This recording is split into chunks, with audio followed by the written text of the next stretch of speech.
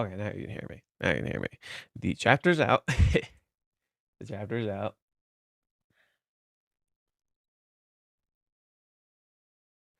Okay, here's Chizuru. Okay, here's Chizuru. Okay, okay. Let's see what happens. Okay, Ruka gets a call. All right, Ruka gets her call. My girlfriend drawing the line 3. Oh, I just noticed that. Like, I saw it 2 seconds ago, but my brain did not process. Drawing the line again. Chizuru's drawing another line. Chizuru's drawing another line. And Ruka working out. Age me. Interesting choice of words. Age me. Maybe it's something else. Maybe it's a reference to something, but age me feels oddly fitting for Ruka's character. I can't help her face here. I can't help but laugh. That's actually really funny. Fuck. That's really good. What the fuck? You guys can see me, right? All right, just trying to make sure you guys can see me, right? Okay, good. You can. Nobody said anything, so I didn't know what the fuck was going on. Okay. Let's see. Huh? What? Right now? Her timing is impeccable. Why is she calling me? I mean, we've never even messaged each other before since exchanging contact info. This is an emergency then. What could she be calling me out of the blue for? Does it have something to do with Kazuya-kun? I wonder if it has something to do with acting. It's got me curious. I mean, Umi mentioned acting when he first showed up. Maybe it has something to do with that. Or she saw, you know what? Nope. Let's just keep reading. He did mention that they were meeting alone. It seems like they're getting closer very quickly. I can't think of any other reason for her to call me right now. Wow. She's just imagining Kazuya whipped. Could she be trying to assert her dominance? It's about your boyfriend, Ruka-chan. Apparently, he's super in love with me, so I'll be taking him. I'm sorry. I'm having him be my chair right now. He's just one of many, though. Jesus Christ. I like how... Okay, cool note. Do you notice how Ruka imagines Chizuru with the rental outfit? Did you notice that? Both Ruka and Kazuya do this. No. I have a nasal voice right now. Absolutely don't want to answer. Remind me. Jeez, what am I supposed to do? Oh, she goes to work and screams. That's really funny. She goes to work and just screams. Okay, so Ruka hung up. Huh. Interconnecting lines, trees. Is she busy? Or is she avoiding me? Does she have nothing to say to me? Is that it? Okay. I don't know how much she knows about me and him, but if she knew everything, I can't blame her. I couldn't blame her. No matter what she thought of me. I've said so many things to her and often talking about not being interested in him at all. And now I can hardly believe it's come to this. In that case, I think I'd date him. Peter! Peter! Look at Peter! Oh my god. The way he drew Peter here is both cute and weird. Huh. She's walking around with his food. Interesting. Can I keep loving you for just a little longer? I have to stop being vague about it. She says that as she's petting Peter. If I've made up my mind, I need to do the right thing and apologize. Love is difficult, huh? Hey, are you listening? Say something then. Kazuya's at the gym.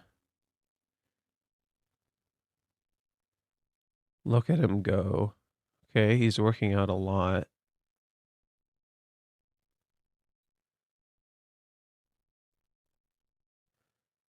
Please tell us about your strong points. Driving again. My love confession to Mizuhara. I want to tell you something right now. These are my honest feelings for you. Maybe I've already told you this before I met you. I had hardly any confidence in myself, but whenever I see you, I feel so alive. Mizuhara, I know you say you don't know what love is, but I'm starting to think maybe this is true love.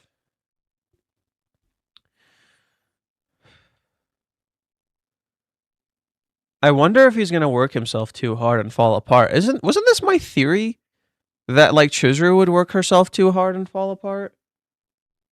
Now okay, this is really weird. Let me finish the chapter and tell you like a theory I came up with recently. All because of someone said something about farms, and I'm like, what the fuck? Okay. He's working. Oh my god, it's the same page spread. What the fuck? It's the page spread again. What the fuck? It's the page spread again. It's the same exact one. What is with Reijian doing this exact panel structure for his page spreads lately? Why?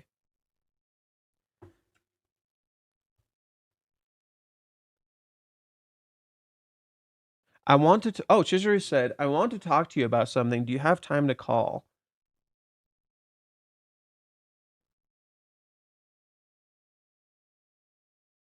Ruka's outfit looks different. Did you notice that? So we're seeing Ruka's house for the first time at night. We don't usually see Ruka's house at night. And Ruka's dressed in black underwear this time. She looks pretty different from usual. Even her look looks different. Okay, so I'm gonna assume people are gonna be like, this chapter is a waste of time. No, I'm serious. I'm serious. This is gonna be a read of this chapter. This is a weird chapter. This is a very, very strange chapter. So the immediate feeling I get from this chapter is its theme seems to be delaying the inevitable. The theme of this chapter seems to be delaying the inevitable. But this is what makes the chapter interesting. What is the inevitable? This kind of works a little bit when you see this cover page with Ruka. Age me. Aging is inevitable. You inevitably age, right? But why is the chapter all about working out, right? The central focus of this chapter is Kazuya working out, right? Everyone's like, wow, he's working really hard. He's putting in a crazy amount of effort. And then you see Ruka not being able to go through with the call, and you see Chizuru, in contrast, not being able to, wanting to go through with the choices that she made, but it doesn't seem like she's trying very hard. Can you pin the Twitch link here? Oh, sure.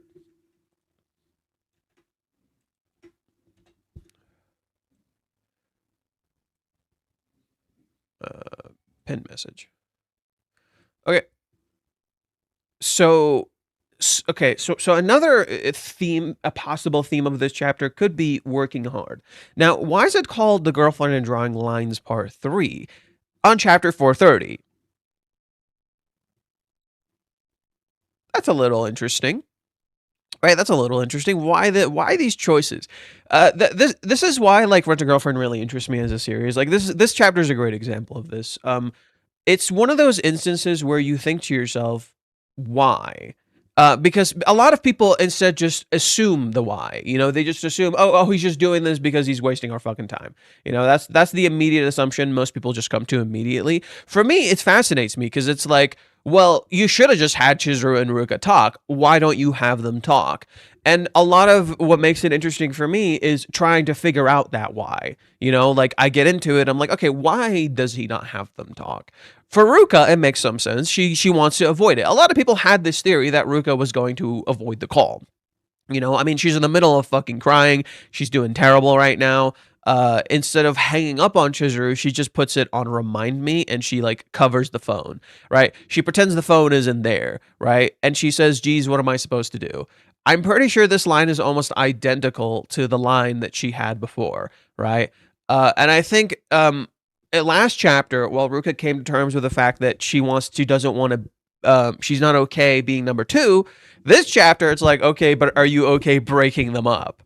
Right. And I think this chapter is in many ways creating this contrast. It shows Chizuru not wanting to be vague. It shows Ruka screaming again into the void, just like Chapter 407. Except this time she screams inside of a karaoke bar, right? Because she wanted to scream really, really loud. Okay. In contrast, you have Chizuru walking in the neighborhood and feeding Peter. This is really interesting because you're like, wait, she's just walking around feeding Peter? What the fuck? Right? And then when she opens her bag, this is the interesting part. You've seen Chizuru walk around with this bag a few times. And your immediate thought is she must have her, like, what is it? Like work-related stuff in there. Instead, what does she take out? She takes out a bowl, puts Peter's food in it, and feeds him. But wait, she sold the house. Wait, what the fuck? Isn't this part interesting? We saw that Chizuru is selling her house, right? She put her house up for sale. And yet she still comes back, right, to the neighborhood to feed Peter. And it makes you wonder, well, who's going to feed Peter if they're gone? Well, the neighborhood feeds him, right? But it seems like Chizuru's the one who gives him, like, his food. Like, he's her pet, right? It even says pet love, like, on the thing. He's her pet. So if she moves, who's going to feed Peter? And then she's wondering, if I've made up my mind, I need to do the right thing and apologize. And that's really interesting because, like, you know, we've all thought to ourselves, we've made up our mind, we're sure about something, and then we change our mind about something, like, right away, right? In this particular case, okay, why does she take so long? What is she apologizing about? Oh, I'm sorry, I'm, you know, taking Kazuya. Love is difficult, huh? Right, so Reiji is very much exploring the difficulties of love through Chizuru now, whereas before it was very much through Kazuya, right? Whereas Kazuya now, in my opinion, is very much ignoring love and working hard, right? Whereas you see the struggles of love through Chizuru, you see how love can make you work hard through Kazuya, right? But what's interesting about Kazuya is, like, it's just work. You never see him sitting down, relaxing. Did you notice that? Right? It's just work. And he's going to burn out. Now, this is where I bring up something kind of interesting. So, Mother Farm, right? He says right here, ask Mizuhara out on a date. Okay, Mother Farm. Well, this is interesting because this position right here in this particular spread. So let me show you this spread. It's all, of course I block it. All right, so like right here, it's kind of hard to point out because, like, you guys don't see it. There's a chair right here. It's my cat right there sleeping. Which, how fitting, by the way. Chizuru goes to meet Peter, and my cat's right here. So, like, yeah, he's sleeping right there on the chair. They're like, can I do this? Can I do this? Okay, I can kind of do that. So now you can't see him anymore. That works. Okay. A little more awkward. The screen's a little more awkward, but you can't see him anymore, so that works. Who's a good. Taking a good nap. Okay. So what's interesting about this is this position right here, is, in my opinion, from the way Reiji has structured these spreads, is where Kazuya was positioned to be really small. So let me show you what I mean. Okay. So if we go to 426, yeah, I think it's 426. So Kazuya beats the meat, right? So when Kazuya beats the meat, and what? Oh wait, what the fuck? Oh, and what's? Oh my god! Stop that, Yamero! Stop that. Okay. In this spread, right? In this spread, right here, what happens? Chizuru's love is so, Kazuya's love for Chizuru is so massive that it makes him feel small, right? That it makes him feel small. Okay, that's the visual representation here. You have the house, right? And the sky above it, right? You're turning up to the sky. You see the two birds that have become synonymous with Kazuya and Chizuru sitting on the same pole, if you will. And those birds are facing away from each other.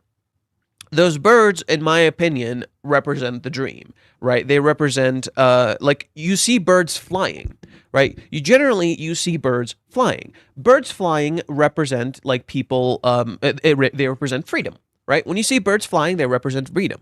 Instead, these birds choose to choose to like sit down on a line, right? On a power line, instead of flying and being free. This directly mirrors Kazuya laying in bed, right? Instead of being outside and being free, he's shackled, he's chained. Now, this brings up an interesting element of animals. I'll get into it in just a sec, but first let me show this visual with Ruka. So here, exact same panel structure. Kazuya is glowing. Kibe says Kazuya is glowing and pans up to the sky again, except now it's not a house, it's the city. You pan to the second panel, instead of two birds chirping on top of a power line, instead you see umbrellas, right? Umbrellas cover up the sun, right? It's not about flying, right? It's about covering up the sun, hiding from the sun, right? This perfectly mirrors Ruka's character, who's literally hiding. And instead, you see Ruka's feet.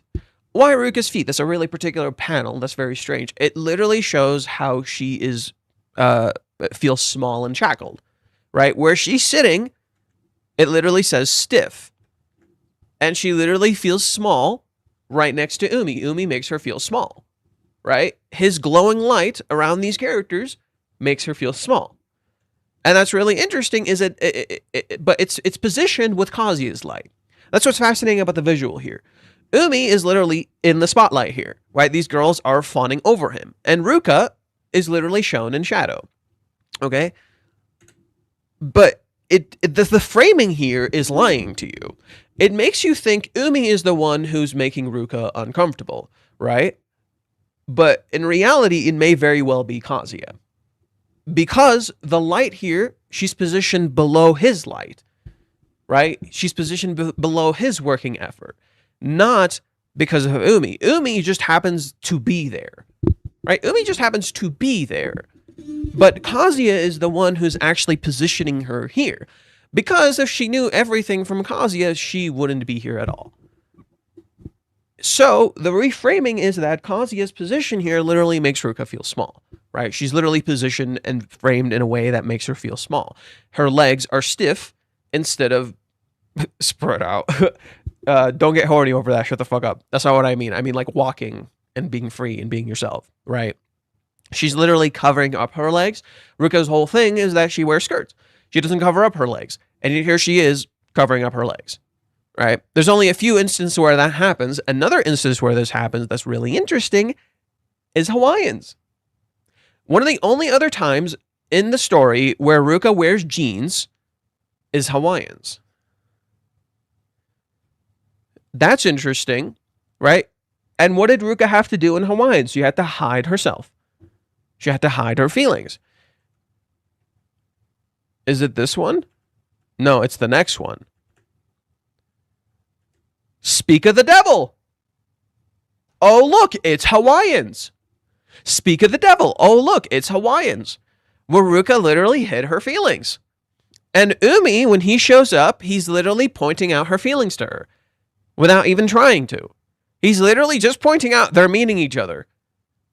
And her feelings just start popping up. And by the end of it, right? So that one didn't have a spread, I believe. This is the spread for Ruka. Completely different, right? There is a completely different feeling to it. The spread is not the same as the other ones. The structure feels similar, right? The structure feels similar, but it's a little different. Now, what is interesting here that I did notice is that there is a pillar here, a lamppost here, and then another pillar here. This could literally represent the characters, right? Ruka is the small pillar, Chizuru is the tall pillar, Kazuya is this pillar right here, right? Because Ruka's close, because this lamppost right here is closer to Ruka. If I move myself, hopefully it'll become more visible. Oh, that's why it was weird like that, because this thing is like wide open. Yeah. So this could literally represent the characters, right? And so you technically have the 3-panel structure, it's just not visible. So now, this brings us to the current panel, right? This brings us to the current chapter. This panel structure.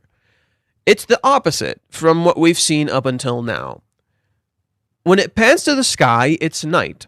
Every single one we've seen to this point has not been night. They have been in the day, right? Instead of seeing like what is it? Like birds, like living things, or seeing umbrellas covering up the sun, you see a goal list. And then in the very, very end, you have Mother's Farm, literally pigeoned in the very bottom, but behind Kazuya's drive, right? You have Kazuya's drive, and what all this effort he's putting in, and Mother's Farm just happens to be pigeoned all the way down there, right? Stuck right down there, right? It's below his effort. So it's not actually about Mother's Farm. But this raises an interesting question. What's up with all these animal motifs?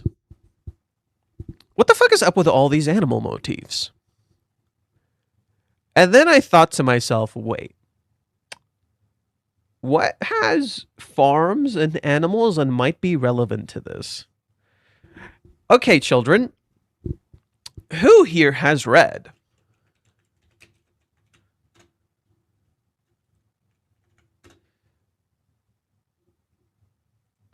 Who here has read Animal Farm? Who here has read Animal Farm? Don't say Animal Farm. Get wrecked, buddy. I'm sorry. Get wrecked, buddy. I'm sorry. Okay. So, Animal Farm is written by George Orwell. And this book is a satirical, as it says right here, a satirical, allegorical, dystopian novel. Okay. If you guys don't know George Orwell, he's famous for a few different books. God, what was the other book he wrote that I read? I've read a few of his books. Bibliography. Books, nonfiction. Okay. Yeah, I've read 1984. That's what it was. Yeah, I've read 1984 and I've read Animal Farm. Those are the two I've read. So, okay. Animal Farm. Why Animal Farm? Might you be asking? Aren't the characters pretty much just animals in a farm and everyone's like controlling them? Aren't they? Pretty much. Kazuya is literally being manipulated and led, and he pleads for his oppressor, aka Elon Musk in this case, to free him from this pain when Elon is the one putting him in this pain. What is a big motif of Animal Farm? It's literally about ignorant masses who ultimately start a revolution against their oppressors and then ultimately become their oppressors, and if not worse, right? So they turn on the would-be, so the animals in Animal Farm, for those who don't know, turn on the would-be farmer, and then ultimately the pigs who overthrew him and started the revolution pretty much lead into end up becoming worse than him. The book is mostly a shot at Joseph Stalin and the Soviet Union. I'm aware. Yeah, I know. But what's interesting about this? Do you know what actually starts the revolution in Animal Farm? Like, what's the triggering event, right? Who for the people who have read it, what's the triggering event of Animal Farm? And this is hoping I remember it correctly. Hint. I'm going to give you a hint. What's mommy taking a picture of here? The farmers are gone. No, I'm pretty sure it's because of the cows. Weren't the cows the triggering event? Weren't the cows literally the triggering event?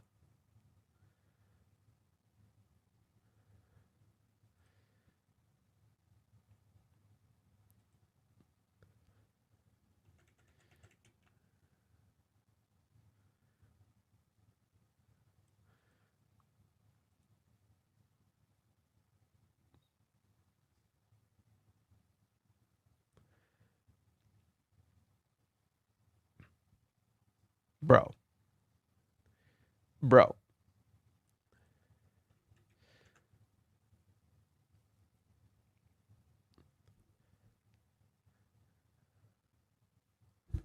Bro.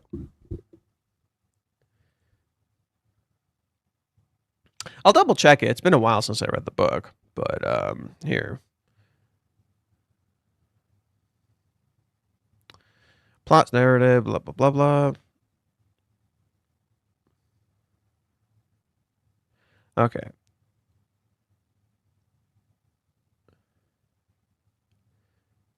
One night, the exalted old boar holds a conference at which he calls for the overthrow of humans and teaches the animals a revolutionary song called "The Peace of England."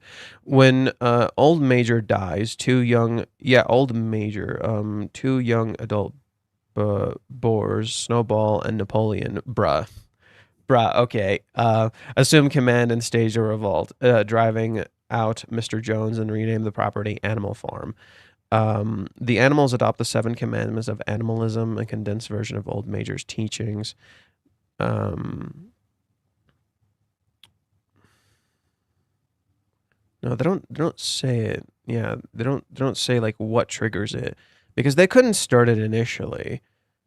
There's also, so like, I know the if I recall correctly, don't the cows like kind of represent the like the masses who like work and their effort doesn't matter. But then isn't there also a horse who like, you know, works really hard, and he says, I'll work really hard constantly until he like dies or something or gets hurt? It's been a while since I read this book. I just know like I'm seeing some weird ass parallels here. Yeah, I do find it interesting that like instead of Ruka being small here, Ruka has a completely like her own world, is completely separate. Anyways, we'll get into Animal Farm later. For now, let me just send the stuff to Crumpy because again, I clearly don't remember Animal Farm super well. My immediate thoughts were, bro, I'm seeing some weird patterns from what I remember from the book. But it's been a hot minute since I read it. Okay, to be fair, it has been a hot minute since I read Animal Farm. All right, so to like just putting that out there, bro. What is with Spanish users or his Spanish whatever like on Twitter that just like edit shit with AI for Rent a Girlfriend? This is constantly editing shit with AI. It's like, bro, stop, stop. You're the thing Reishi criticizes. Yum it all.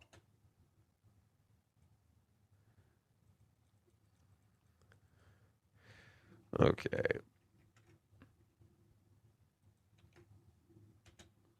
Okay, so One Night Stand didn't seem like, yeah, it didn't seem particularly relevant.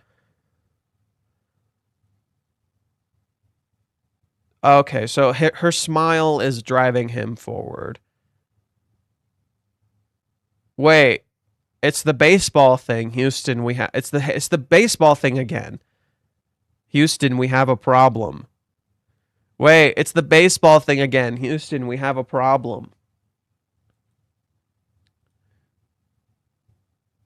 Huh.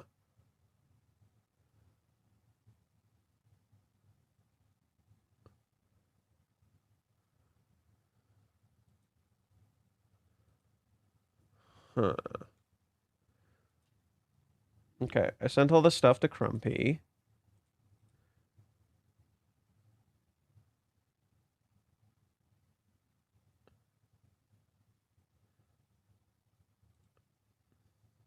Okay, so things are advancing.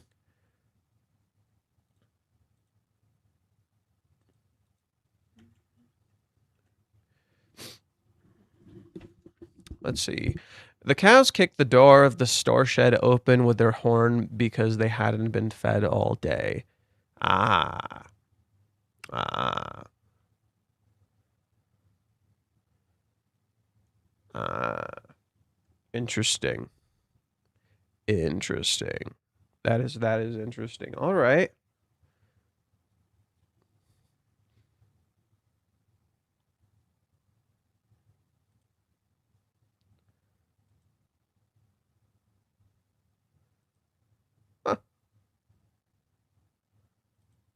Any other interesting stuff?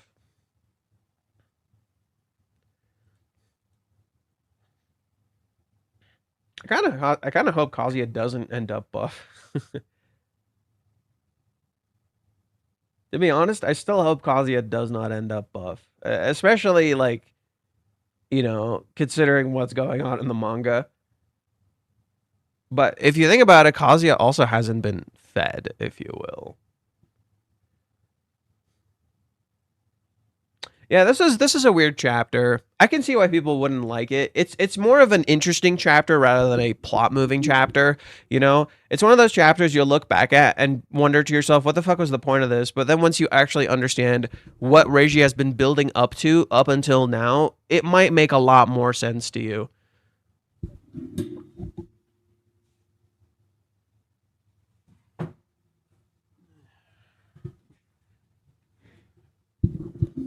Yeah, I think this is a chapter we would need to take some time to piece together. I mean, last week's chapter definitely had a lot of connections to chapter 28, and I never did do like a deep analysis for it or anything. It's been a rough week. Sorry. It's and not just because of the rent-a-girlfriend stuff. I just had my own shit going on that was really stressful and annoying, and I did not want to deal with. Yeah. Still not fully over, but it's gotten a little better.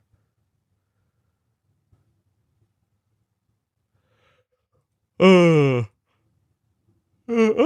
the Supreme Court upholds birthright citizenship. Oh, wow. That is surprising. Wow. That is actually surprising.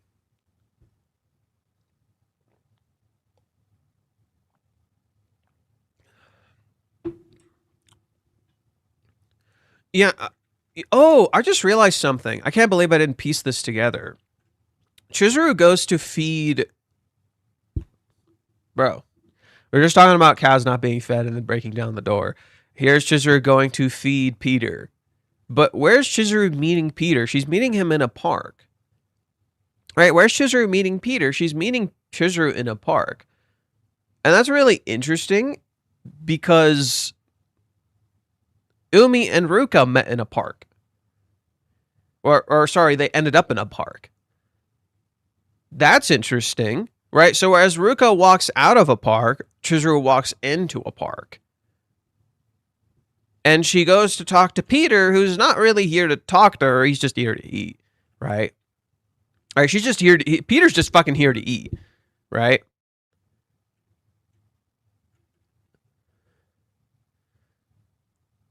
God, he's so fat and so long. He's so fat and long. It's really cute, actually.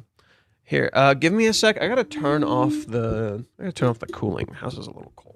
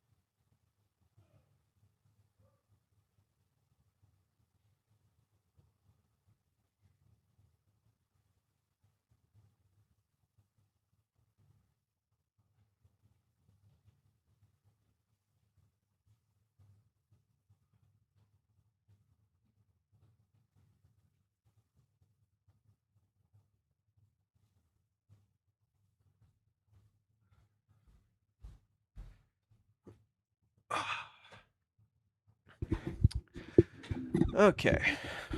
I will mention it though around like I'll probably end the stream around 12:30 today because I got an appointment at 1 o'clock. So I'll end the stream around then. Not even sure if we'll have anything else to talk about. But let me read some of the chat.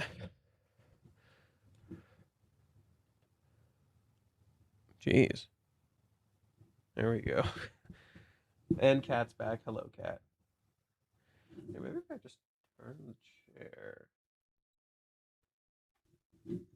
That kind of worked. Okay. Yeah, I'm not sure. There's a lot I'm not like piecing together about this chapter. It's gonna take a little bit.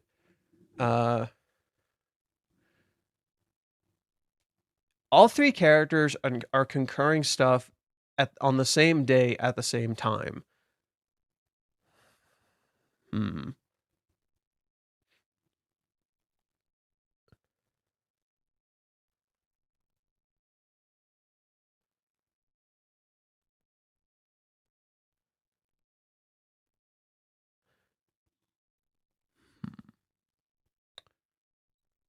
I hope Umi ends up confronting Kazi because I think it'll be interesting to have the guy Kazi feels insecure about, end up teasing him about how two women are into him or something. See, I don't think Umi is going to do that. Do you know why? Umi, right here, just did what Umi has always done as a character. He is basically the inciting incident. He starts it, but he isn't actually the one who does the work. From what, like, to me, what the way Umi acted as a character in this chapter is Umi in a nutshell. That is Umi. That is perfectly Umi encapsulated. One, you don't fully understand him. That is just Umi in a nutshell. Two, he didn't actually do anything. Right? Think about it. Did Umi actually do or achieve anything in this chapter?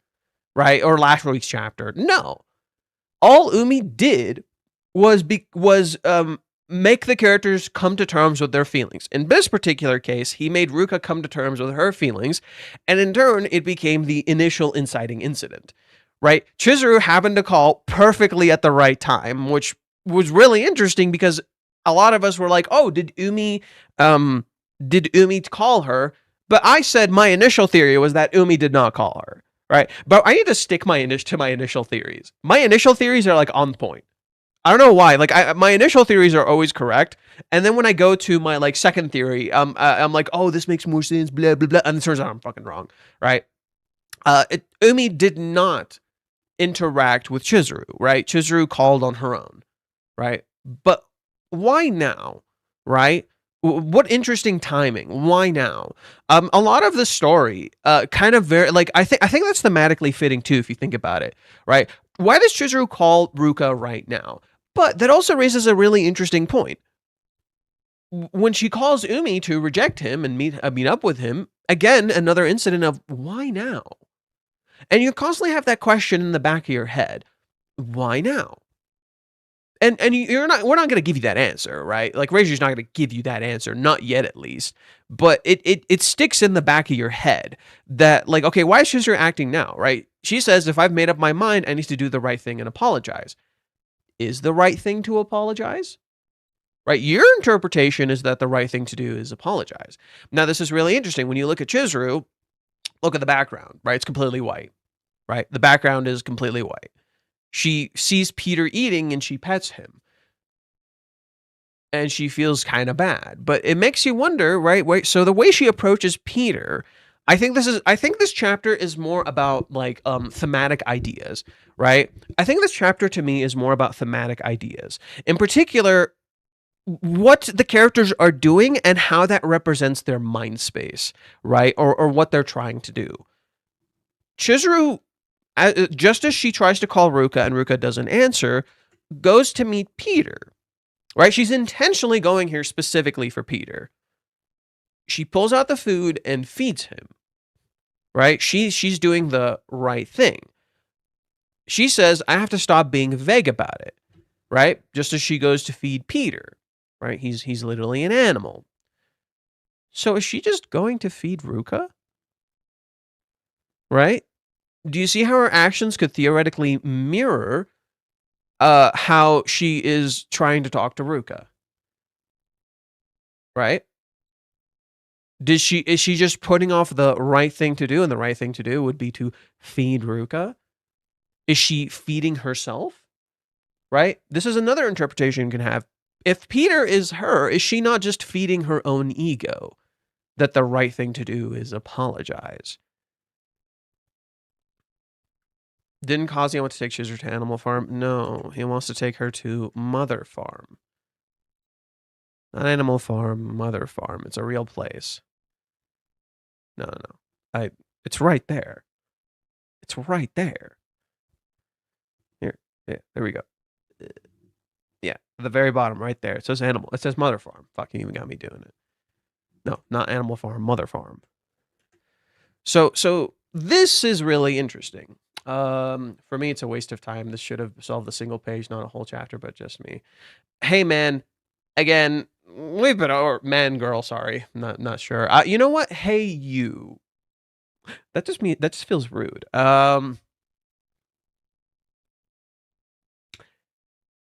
This is just your. There we go. Just don't even have the pronouns. Just remove it. You don't know. Just don't even have them. That's just your interpretation. It's fine. It's fine to believe that. At times, chapters can feel like that with Rent-A-Girlfriend. You know, like when you read it, the chapters can feel like a waste of time. But there's a lot of chapters that I've gone back to that my initial feeling was, oh, waste of time, and then I reread them. I'm like, oh, this isn't a waste of time at all. That's fucking stupid. Right? Like that, my interpretation was fucking dumb. And a lot of it definitely has to do with the positioning of the chapter, what Reiji wants to say, and the overall overarching plot. Once you understand the overarching plot and you go back and reread, the chapter is not a waste of time. However, if you, as we often do when we look at the chapter on our own time when we're just fucking reading it, you know, like in all the times when we read this chapter, we're just looking at it like it's a straight line. In reality, we're in the middle of an arc, and this chapter is accounting for future stuff. In this particular case, this chapter is definitely delving into the mentalities in the heads of the characters. I think Chizuru feeding Peter is meant to be a sort of parallel to a few different things. One, it's supposed to parallel Ruka talking to Umi, right? It's supposed to parallel Ruka talking to Umi. In some ways, is Ruka just a pet to Umi, right? Or is it flipped around, right? Or is it flipped around? Who knows? In another way, this could be a visual representation of the irony of Chizuru calling Ruka and Chizuru's own intentions of what she wants to do, right? Like maybe there's a dramatic irony she doesn't see as she's feeding the cat, and she's trying to apologize to Ruka, not realizing she, in a way, you could interpret it like this: she's literally feeding Ruka's intentions, right? And trying to contact Ruka and apologize and say sorry. It feeds Ruka's narrative that she is that Chizuru is in the wrong, when it's really not that simple, right? And it validates Ruka's own actions. That's another way you could interpret it. But I do definitely think there is a visual intention here that Reiji's trying to convey. There's a dramatic irony happening here in Ruka feeding Peter, and then right after she tries to call Ruka. Now, there could be some stuff we can get into. There's definitely more to it. This visual right here definitely reminds me a lot of when she tried to call, or sorry, when she was waiting for Kazuya to call and she tried to text him. Isn't it interesting she calls Ruka, but she doesn't call Kazuya? That stuff's also another interesting element here. Why would Kazuya go to the gym twice a day? Is he going to the gym twice a day? So in the morning, okay, it looks like it's like sunrise or sunset. He leaves, goes to train, goes to the car place. Please tell us about your strong points. It's nighttime. Goes to the... Wow, he is going to the gym twice a day. He went to the gym in the morning and he went to the gym at night. That's crazy. Why would Kazuya go to the gym twice a day? That's dangerous for health reasons. Of course. Yeah, definitely don't work out like that. Definitely don't work out like that. Just pick a time to work out, right? And it's clearly, like, I do definitely think he's getting overwhelmed, right? I do definitely think he's getting overwhelmed. And it looks like all the... And there's another thing you'll notice here. All the dudes around him are definitely, like, starting to look at him now, right? He's starting to inspire them, if you will, right? It started like 2 weeks ago, I think, with Kibe and Curry. Kiba and Curry were the first to see it. Now the bystanders are starting to see Kazuya and see how hard he's working. But I think that's really interesting, right? Timing wise, I think that's really interesting that Kazuya is starting to rise, if you will. Yeah, but my theory that someone is gonna get burned out, it was Chizuru. It looks like it's gonna be Kazuya. Oh, so the translations are done. Okay. So from the top, when a sudden call from Chizuru, love rival, arrived, the tear on her face drew back. Interesting. Next page. How much in dumbbells does my love for you weigh? Oh, okay. So for Ruka, it weighs like two kilograms, but for Chizuru, it's he's fucking doing like deadlifts. For Chizuru, it's a goddamn deadlift. For Ruka, it's like a 2 kilogram dumbbell. Interesting. Okay, the weight. Okay, so is weight the thematic idea of this chapter? I guess that makes some sense. Though the weight at first is too heavy for Ruka. Literally, do you see it right here? Where she does the falling lines on Ruka. The weight is too strong. Chizuru is literally sitting on Kazuya. Okay, so weight seems to be an idea here. The weight is too heavy on Ruka. Oh, okay, that also matches a little bit with the rest of the chapter. When the weight is too much for Ruka, she goes to vent. How does Chizuru deal with the weight? Chizuru isn't dealing with a particular weight. She's literally carrying a weight on her back, right? And the weight is the thing she wants to give to Peter. But that weight, I think, literally represents her guilt, the weight of her guilt, right? So for Chizuru, rather than the weight of her love, it's the weight of her guilt. Then we have Kazuya, and rather than any physical weight, so Ruka has an emotional weight. Chizuru has a kind of physical weight, if you will, kind of, but it's more of a guilty kind of weight, so it's also an emotional weight.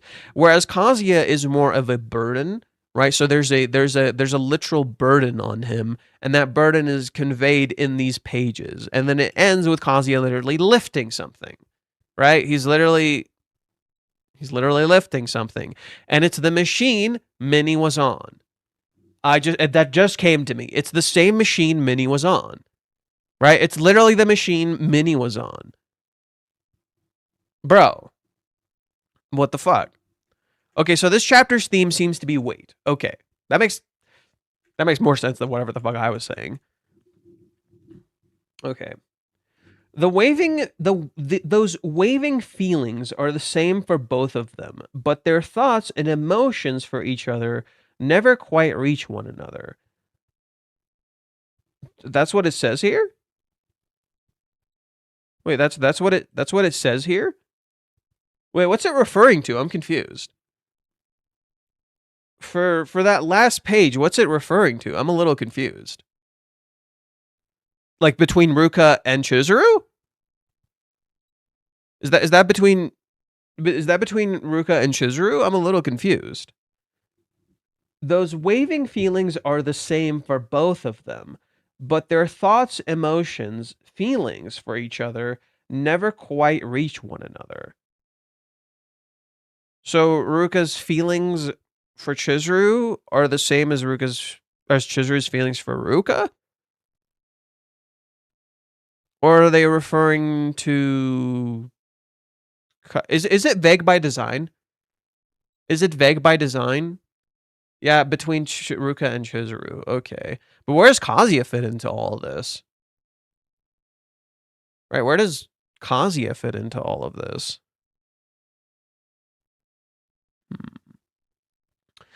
The next time is... okay.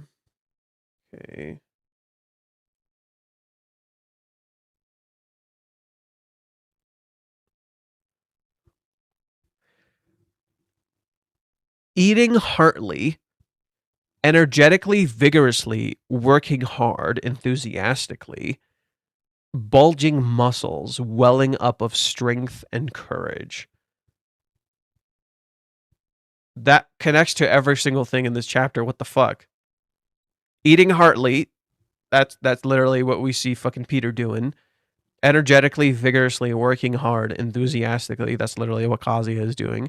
Bulging muscles, welling up of strength or courage. Ruka has a welling up of courage. Chizuru has a welling up of courage. It's all there. There was also a nod to Minnie here. So there was two indirect nods. So, okay, there was one direct nod to Minnie here, and then there's another indirect nod to Minnie here. I don't know who caught it. First, this is the first direct nod to Minnie. So there's a direct nod to Minnie right here. This is like a very direct one to Minnie, okay? There's an indirect one right here that I mentioned 2 seconds ago, and it's when Kazuya is on this machine, right? Minnie was on this machine earlier, right? And what's interesting about this is that when Minnie was doing this machine, everyone was looking at her. Now, when Kazuya does this machine, everyone is looking at him. How interesting. Right? Very interesting timing. I think right here, is Kazuya wearing the shirt Sumi got him? No, that's not the one. No, that's not it. These are just normal shirts.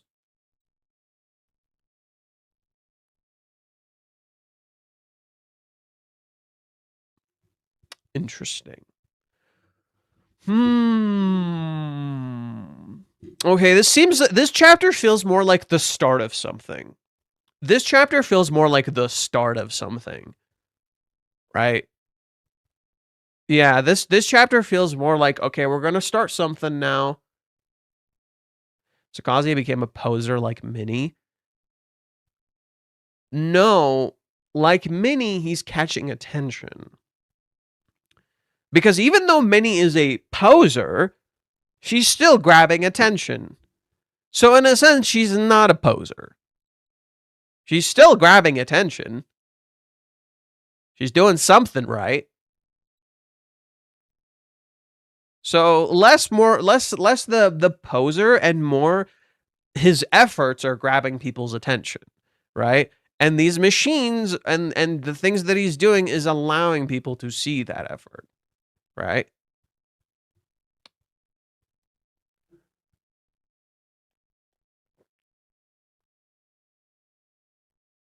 I think I'm hungry. I gotta eat something. Oh shit. Here, one sec.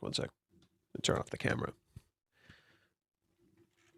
Just realized it wasn't plugged in. Didn't want it to randomly turn off, but then I also gotta check some shit. What's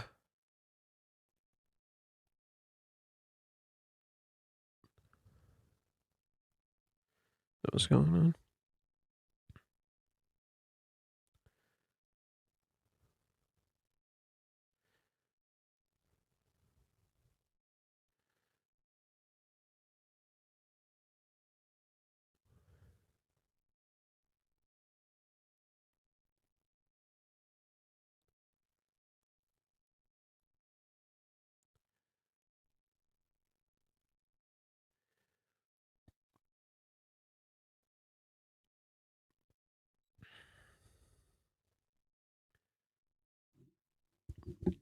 Sorry.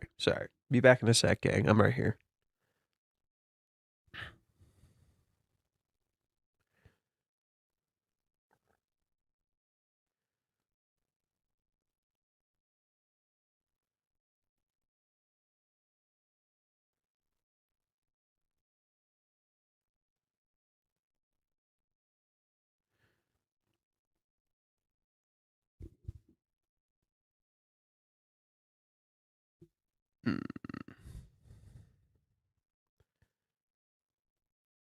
Oh, actually, wait.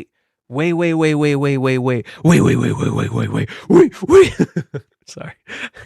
I'll be right back, Terry. I'm opening up the thing.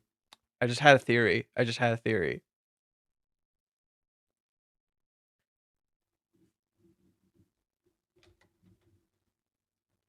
Okay. Okay. So I'm back.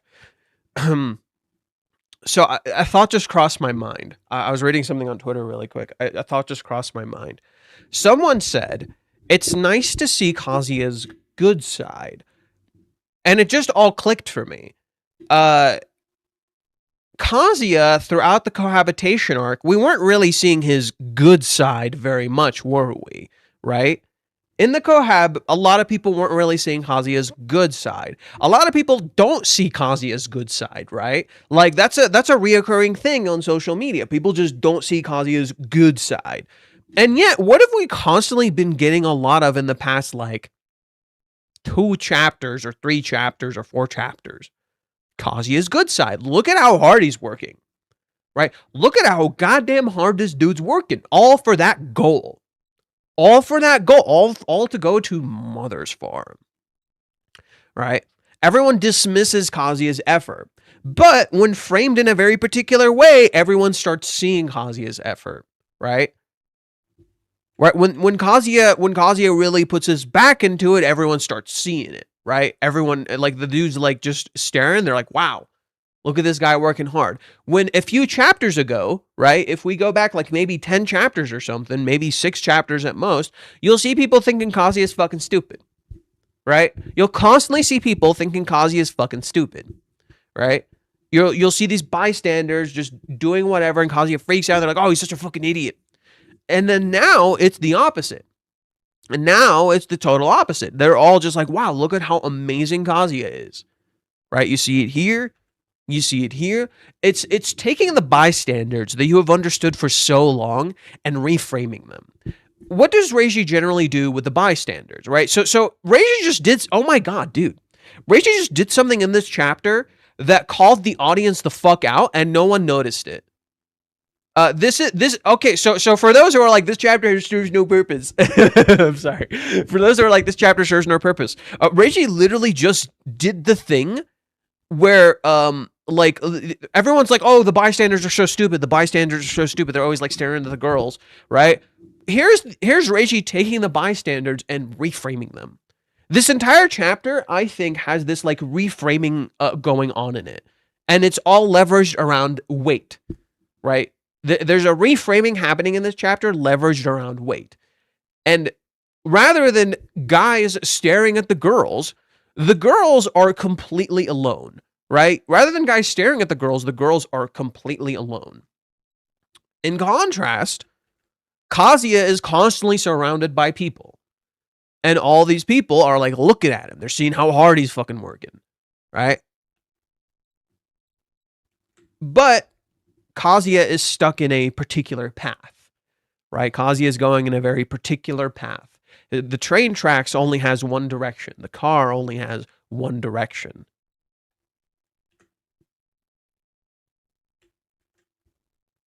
And yet everybody's looking at him. He's starting to become inspirational, right? So isn't this interesting? Most people who would think Kazuya is done would probably be like, oh, he's becoming a man now. Right? Oh, look, Kazuya is becoming a man now. He's getting ripped. Look at these girls that are into him. He's becoming the ideal man. So basically calling out people who look at shallow weight. Ooh, that's a good phrasing. I like that phrasing. That's an interesting phrasing. Yeah, I kind of see it. Shallow weight. Right? Get buff all you want. It's less about his identity, right? What this is a in my opinion, a possible commentary on what men place value on. In my opinion, this is a possible commentary on what a lot of men tend to place value on.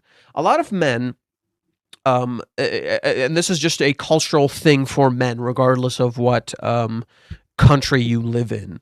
A lot of men, the weight of what they do is, or the value of what they do. Actually, you know what? I'm going to go back to weight. Weight works better. The weight of what they do is often correlated to their effort. That's it. Your love is meaningless if you don't put in a crap load of effort. Men are often, regardless of what country you're from, are often looked at as providers.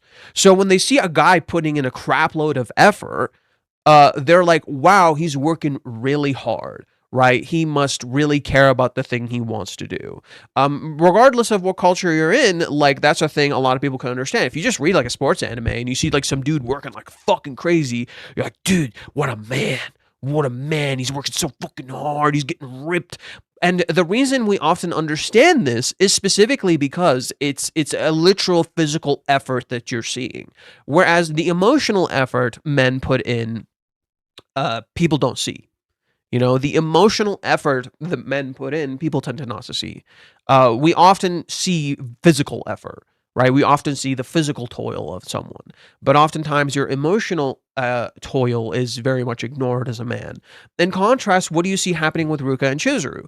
Most of it is an emotional toil, right? Most of what's going on between Ruka and Chizuru is very much an emotional toil. Not a literal physical weight, it's an emotional weight.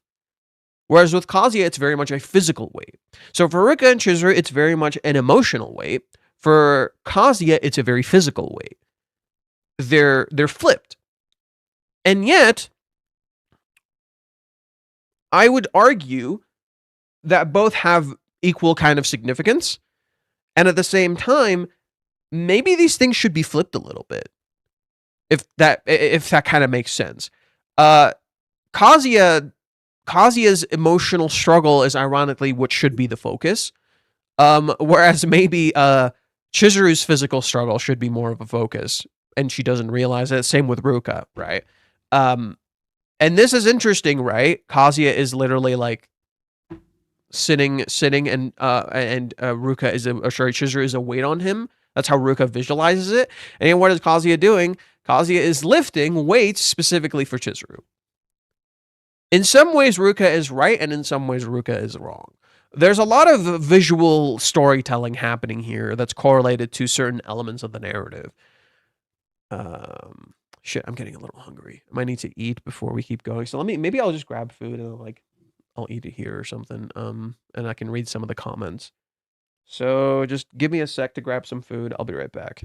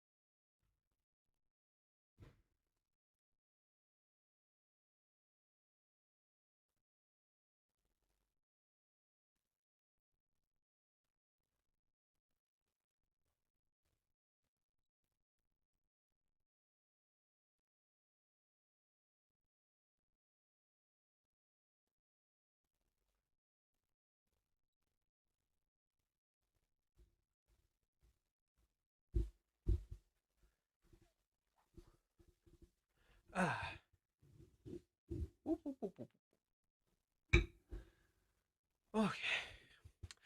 So, weirdly, the more I think about this chapter, the more I think it's like an encapsulation of Rent a Girlfriend as a series, and people don't understand about it. In particular, this chapter, I think a lot of us, as I saw with Awir, how do I say your name, by the way? Awir? Awir? Awir? Awir? I'm not sure. So I was like, oh, I was like, I'm doing, oh. So in this particular case, with the chapter, like what most people go to is, they're like, they go to the how. So we go to, the chapter could have just been resolved if they just talked. It could have just happened in a single page. And so we look at how the chat over will do over. Oh, okay. Over. Okay. So we go to how the chapter should have been resolved, right? Our interpretation of how the chapter could have been resolved. Instead, what is the chapter wants us to ask a different question. Why wasn't it resolved? Right? That's kind of Reiji's writing style in a nutshell, in my opinion. That's Reiji's writing style in a nutshell. A lot of people are looking at the how, he's looking at the why. And that's why we often don't understand what the heck is going on in this chapter, right? Or why the thing didn't do the thing we wanted to do, you know? Like this feels like a cuck tease, right? You know, you were promised one thing and you got another. Except that's literally the thematic idea of the story right now.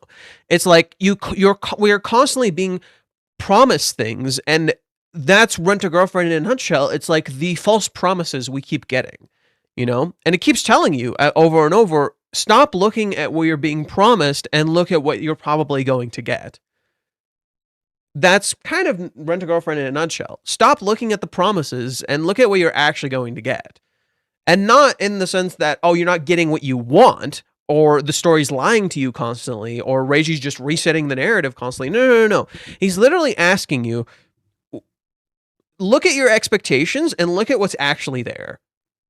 And instead, try to see what the story's trying to say. So look past your expectations. Look at what's actually there and what you're trying to understand. This goes double ways. It goes at the fans who are expecting something to happen, and it goes at the haters who are expecting the loop that they're going to get again, right? So regardless of what picture you're going to get here, you're not going to get what you want, you know? And that's where the misunderstanding occurs. If you understand what the story is trying to say, you'll actually be getting what you want. If you don't understand what the story is trying to say, you're never going to get what you want. So in a sense, in a weird, morbid way, Mother's Basement's assessment is somewhat correct in that you're technically not getting what you want. You know, because remember, if you guys remember the Mother's Basement video that we watched, he was pretty much like, this isn't for anybody or something along those lines. And technically, he's right. Technically. In the sense that if you don't look at like what the story's actually trying to give you, you're not going to get what you want, you know, because you're so busy looking at what you think you want, not what's actually there. So you're never going to get it. But in reality, the story is giving you things that you want. It's just not in the way that you desire it. That's kind of what the story does in a nutshell. It gives you what you want. It's just not in the way that you desire it. But you are getting it. And I think this chapter very much embodies that. Like, you are getting what you want. It's just not how you imagined it. It's happening. It's just not how you imagined it. And so it doesn't look like that thing. Okay, let me go. Let me eat something.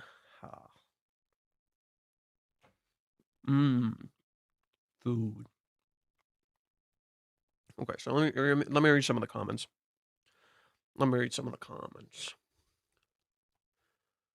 Okay. From the top.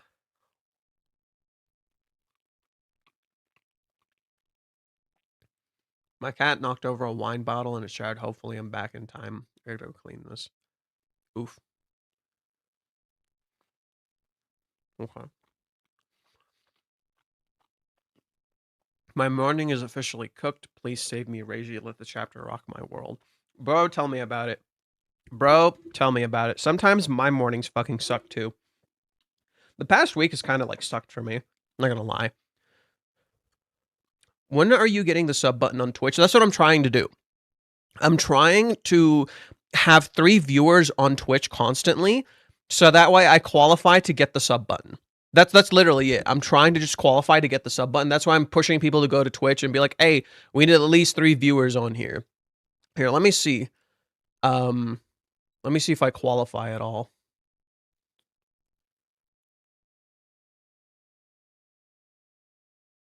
Okay, reload the page. Minimum of 3 average viewers on 4 different days. Would this be the 4th day?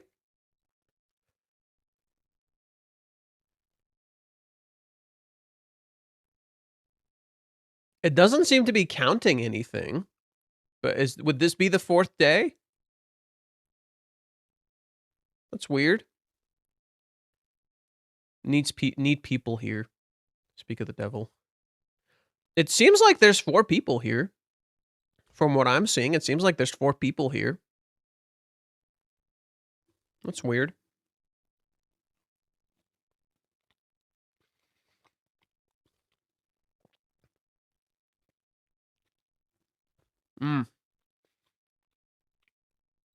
Food.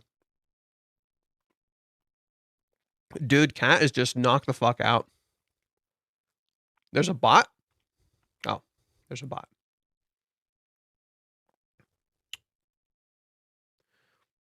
Be gone!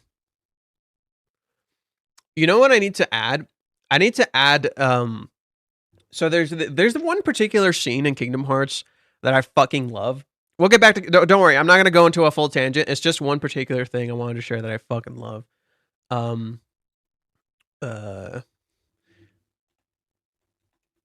I think the way that Kingdom Hearts like handled this scene is like one of my favorite things in like the series. It's like the animation or just the choreography of everything together created this like really cool scene together. It's like the music, the pacing, the way the line is delivered.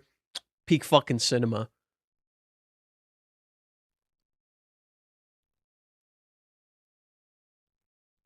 Let me see if I can find it. I think this is it.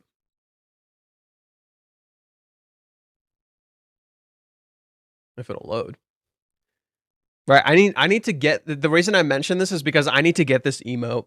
I need to make an emote of this, and then give it to you guys, and you're all just gonna fucking spam it when we see a bot or something.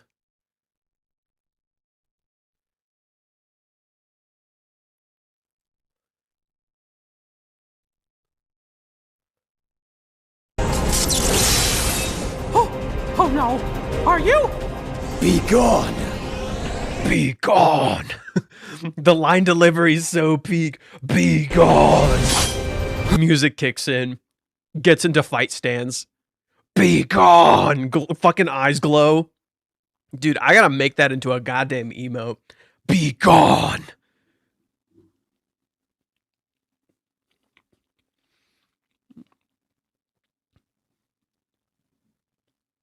That's what I've been doing to people on Twitch too. Start the membership on YouTube. But what do I give you? I have no clue what to give you guys for memberships on YouTube.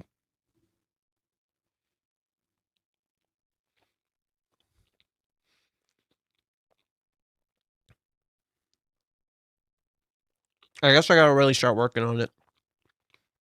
I have one emote that needs to be finished. That's the one my friend was drawing me.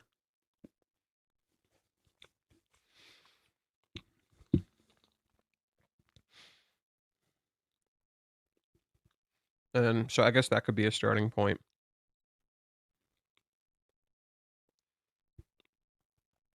Maybe I'll make a mommy version. I'll make a mommy version of Be Gone. Right? It's the oh, I know a good one that could work for it. I know a good one that can work for it. Here. I have a good mommy version I can show you. I have a good mommy version I can show you. This would be the mommy version of the thing I just showed you.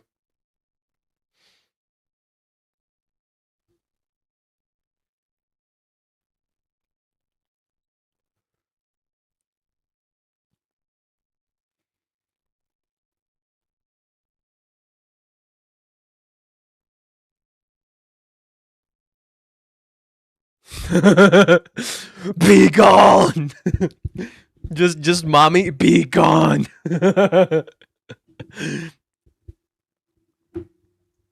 It's literally the same. What kind of? Mommy definitely looks more defeated. Young Xehanort is just more like, I'm gonna fucking kill you. Woo, that's hot. Oh, but tea is so peak, dude. To be honest, I wish I could stream and do more videos and stuff, so I guess I gotta just start putting in the effort to make that a reality, you know? If you want to do more of what you love, you gotta start really working on it and putting in the effort to making it real. Otherwise, it doesn't matter. I have arrived, the king of filler chapters, only it's filled with gold. I was literally saying that the whole fucking time. Jesus Christ. I was literally saying that the whole time. I said this earlier. This chapter is kind of like the embodiment of Rent a Girlfriend as a whole, where it feels like a filler chapter. It gives you the filler chapter feel. And yet, in reality, it's filled with so many layers and ideas behind it. It's really fascinating. Like each individual thing the characters ultimately choose to do is an embodiment of both their characters as well as what they choose to do in relation to their conflicts. So what Ruka does with her conflict is run away, right? The way Ruka deals with her conflict is run away.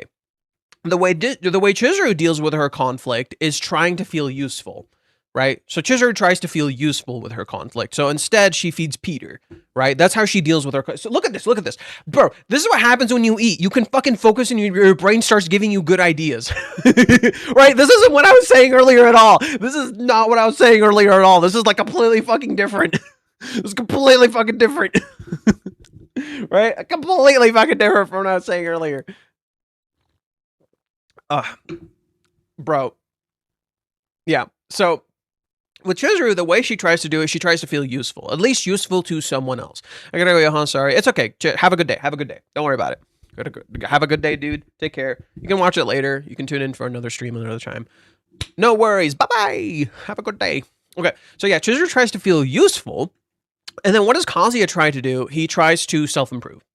Right? The way Kazuya deals with conflict is self-improvement. The way Chizuru deals with conflict is to try and feel useful, or confront the conflict, quote unquote. The way Ruka deals with conflict is she runs the fuck away.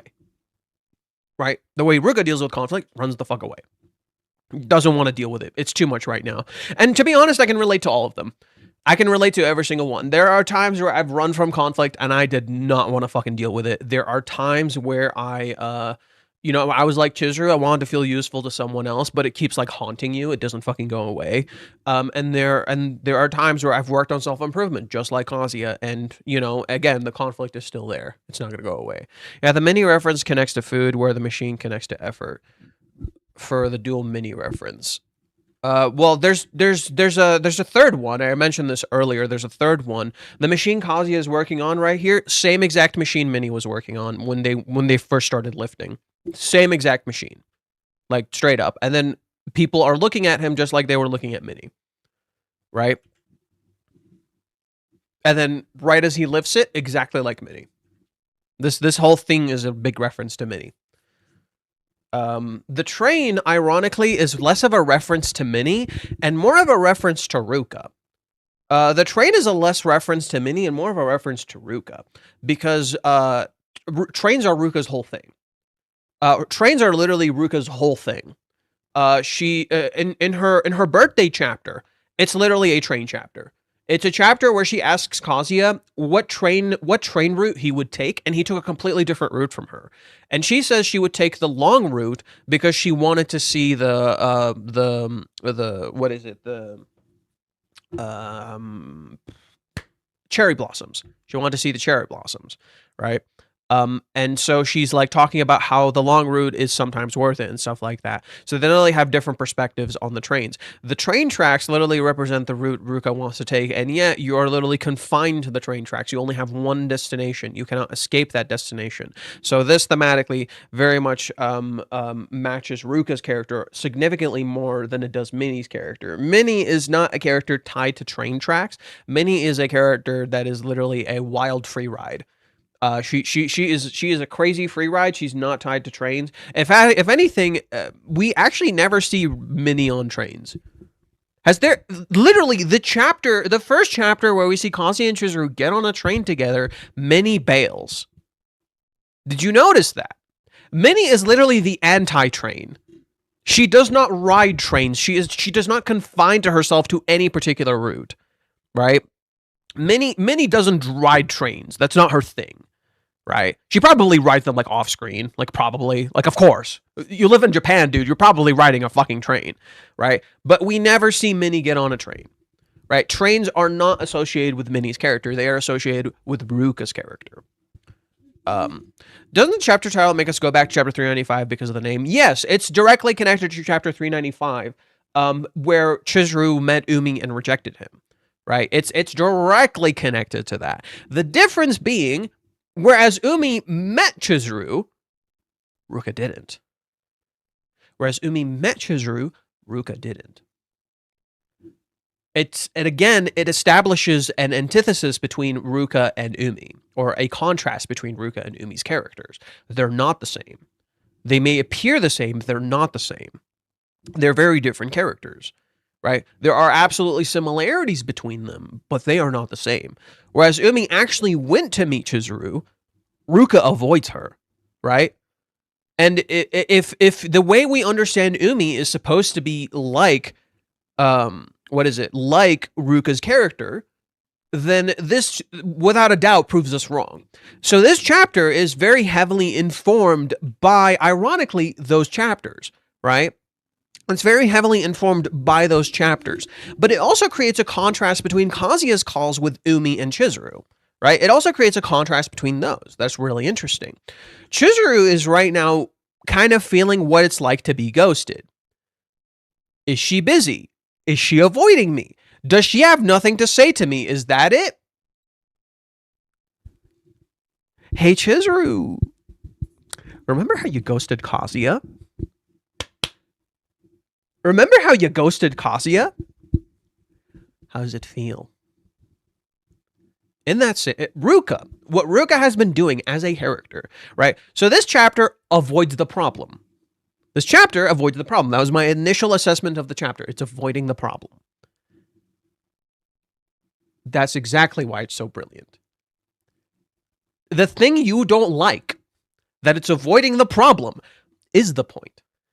Because Chizuru ghosted Kazuya, she avoided the problem. Hey, look, it's literally happening to her. In that same way, Ruka was literally doing to Kazuya what he was doing to Chizuru, right?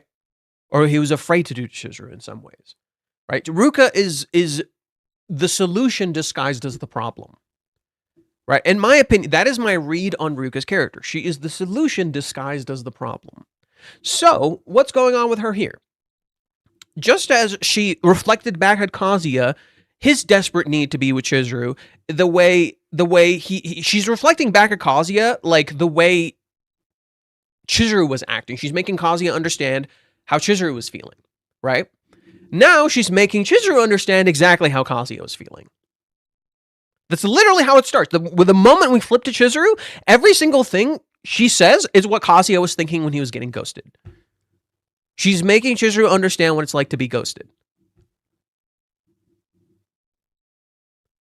Minnie is the solution disguised as the problem? No, it's the opposite.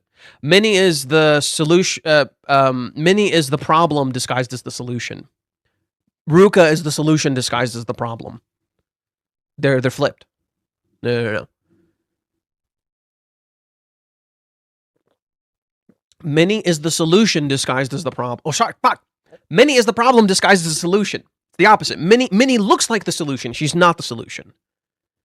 Every time Minnie does something, it causes problems. Minnie is not the solution. I genuinely believe that. Minnie is not the solution. Ruka is.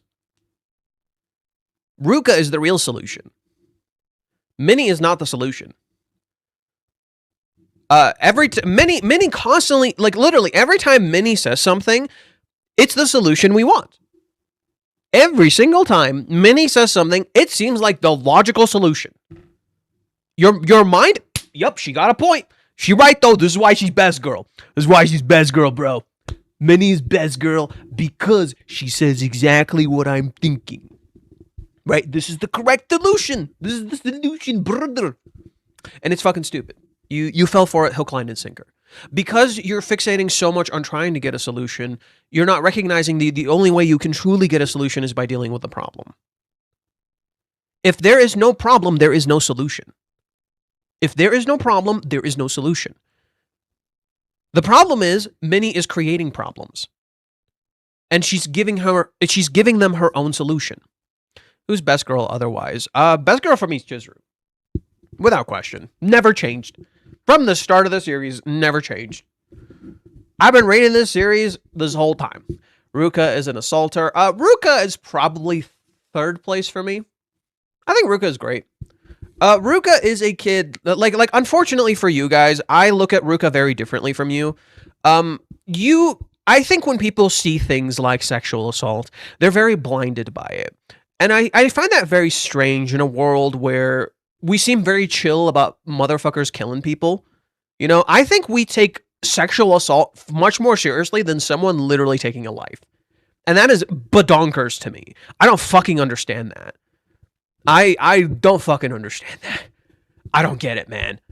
I'm not defending Ruka. Ruka did is horrible. I think there's a misunderstanding here. What Ruka did is horrible. At the same time, she is absolutely a kid who doesn't know what she did and she needs to wake the fuck up. And that is the part of Ruka that I see. I don't merely see someone who committed an evil act. I'm looking past the act. And I understand not everybody can do that, especially in our world where we put so much stake on like things like that, you know, like rape and sexual assault. And I'm not saying they're not serious. Don't misunderstand me. I'm not saying they're not serious. They absolutely are. I've experienced it firsthand. Okay? I've experienced that shit first fucking hand. Okay? I know how serious this shit is. Okay? I've literally helped rape victims and have been through it myself. Okay? So I'm just telling you, it's not a fucking joke. What I'm saying is, I think people are too fixated on the act and not recognizing why it happened, what was going on, and the problems that it's causing. And they're merely seeing Ruka as an assaulter when there are layers to Ruka's character. That she isn't merely an assaulter. She did something wrong. She doesn't recognize what she did.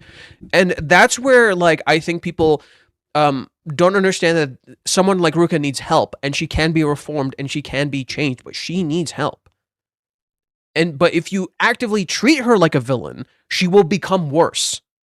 Okay? The thing that I see in Ruka's character is that she can be helped. That is the difference. That is what I see in Ruka's character. I don't see Ruka for the assault and the action that she took. I see her as someone who can be helped. She can absolutely be helped. And I think if you actively treat her like a villain, as a monster, she will become worse. And that is my issue with how people are treating Ruka's character. They're relishing in her tears. They are treating her like a monster. She is a kid who is malleable.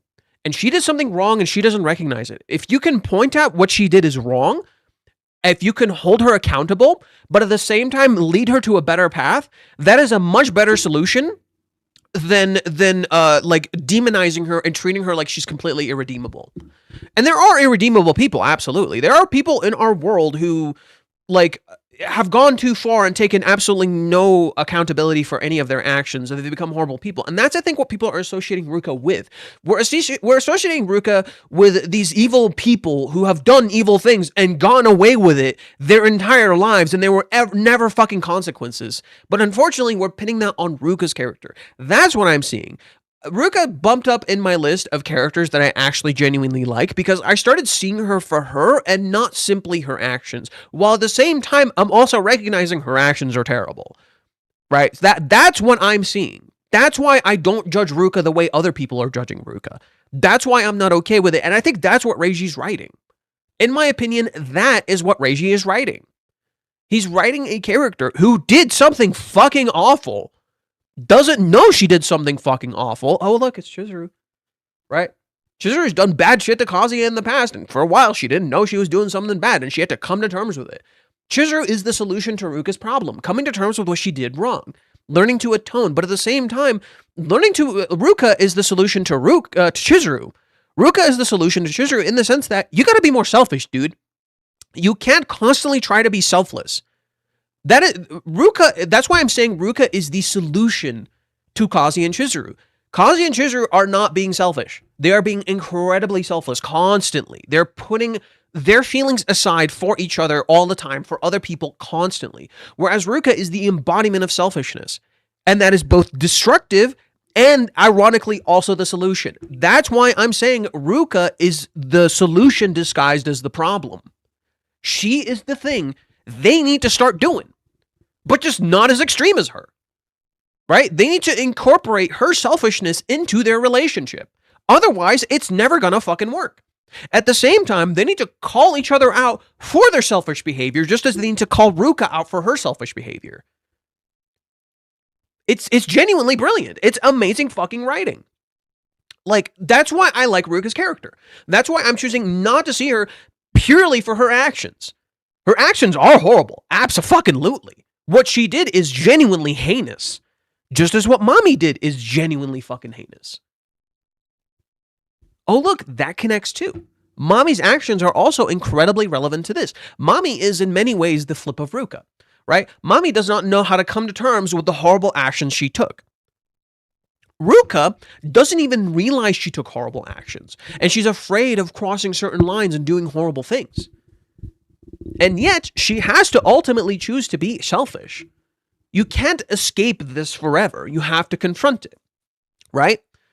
You have to face this head on. I think that's what Ruka is coming to terms with in this chapter. She got to talk to Chizuru. She got to fucking talk to Chizuru. Right? She avoids it in this chapter because that is the point of this chapter, avoiding the problem. Thematically, the entire point of the chapter, in my opinion, is to avoid the fucking problem. Right? It's a weight you cannot handle. Right? That's why the cover is a weight, right? It's a weight you cannot handle. You see Ruka easily lifting a weight. You see Kazuya being unable to lift a weight. The dualities of this chapter. When you flip the chapter, right, when you actually get into the chapter, Ruka can't handle the weight, even though in the cover she's easily lifting it. In contrast, Kazuya is handling his weights perfectly fine. Visually, the cover is a paradox. Right? Ruka avoids the weight. She can't handle it. It's too much. Kazuya is constantly lifting the weight, dealing with it. Right? He is in many ways also the solution to Ruka. Right? He constantly like deals with crazy, impossible things Ruka can't handle. And she has to eventually come to terms with that she's fucking running away from this shit. Okay, sorry. We kind of went on a bit of a tangent here. People wrote a whole bunch of stuff. I'm going to read YouTube chat and then I'll switch to Twitch chat. So just give me a sec. I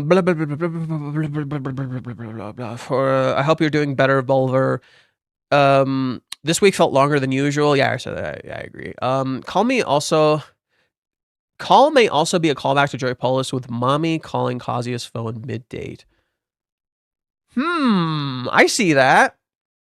I kind of see that. Okay.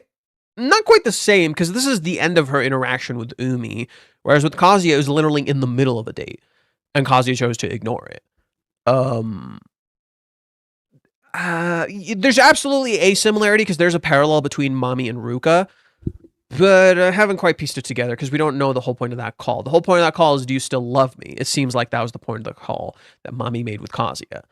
But I haven't quite pieced that together. I think there is some sort of connection, but I haven't quite pieced that together. Why is Peter long? Anyone notice how he left them blank? Left what blank?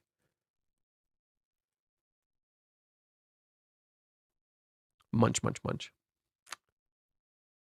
I hate how I can hear this. I hate how I can hear the crunching of the food. Right? I can literally hear the crunching of the food because I feed my cat all the time. Seems a lot of days passed on this chapter. We will soon approach the fateful day. Does it? Doesn't seem like it. This gives you the inclination that this is a bunch of days. I think this is one day. I think this is all one day. This gives you the inclination it's a bunch of days. I think this is all one day. This is all meant to be a single day. This is the morning, and by the end, this is the night, right? So we literally, it's one day, a single day passed. It's not a bunch of days. Just show to clear that up, just in case we didn't like clear that up earlier. I was right. My first thought after the last chapter was the chapter was going to be further along game setup. Yeah, seems like it. So Kazuya is still so doubtful of himself that he still needs GBT to find the proper words without hinting that he's taking the wrong approach. Is he talking? This isn't ChatGPT. I don't see at any point where he talks to ChatGPT. This is just his notes. He wrote this. This isn't ChatGPT. Yeah, I don't see him talk to AI at any point in this chapter. He's merely looking at his confession that he himself wrote. I don't... Yeah, this doesn't look like ChatGPT. This just looks like something he himself wrote. Nor does the chapter go out of its way to highlight ChatGPT at any point. So I don't think that's true. Okay. Next Saturday is July 11th? Really? Oh, wow, it is. Oh my god. Dude, next chapter comes out on July 7th. Bro, next chapter comes out on July 7th. What the fuck? What the fuck? We might want to move the other chair out of the cutoff so much of the words. Oh. Whoops. Too late for that. Too late for that. She's selling the house. It's not sold yet. I said that too. Damn, Kazuya will give Chizuru a peak performance, right? Oh, shut up. You're so horny. Shut the fuck up. You're so horny. Horny's okay, but just shut the fuck up.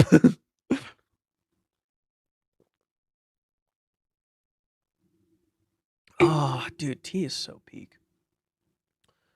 Don't say Animal Farm. Ah, I remember this. I was reading this, dude. That's so funny.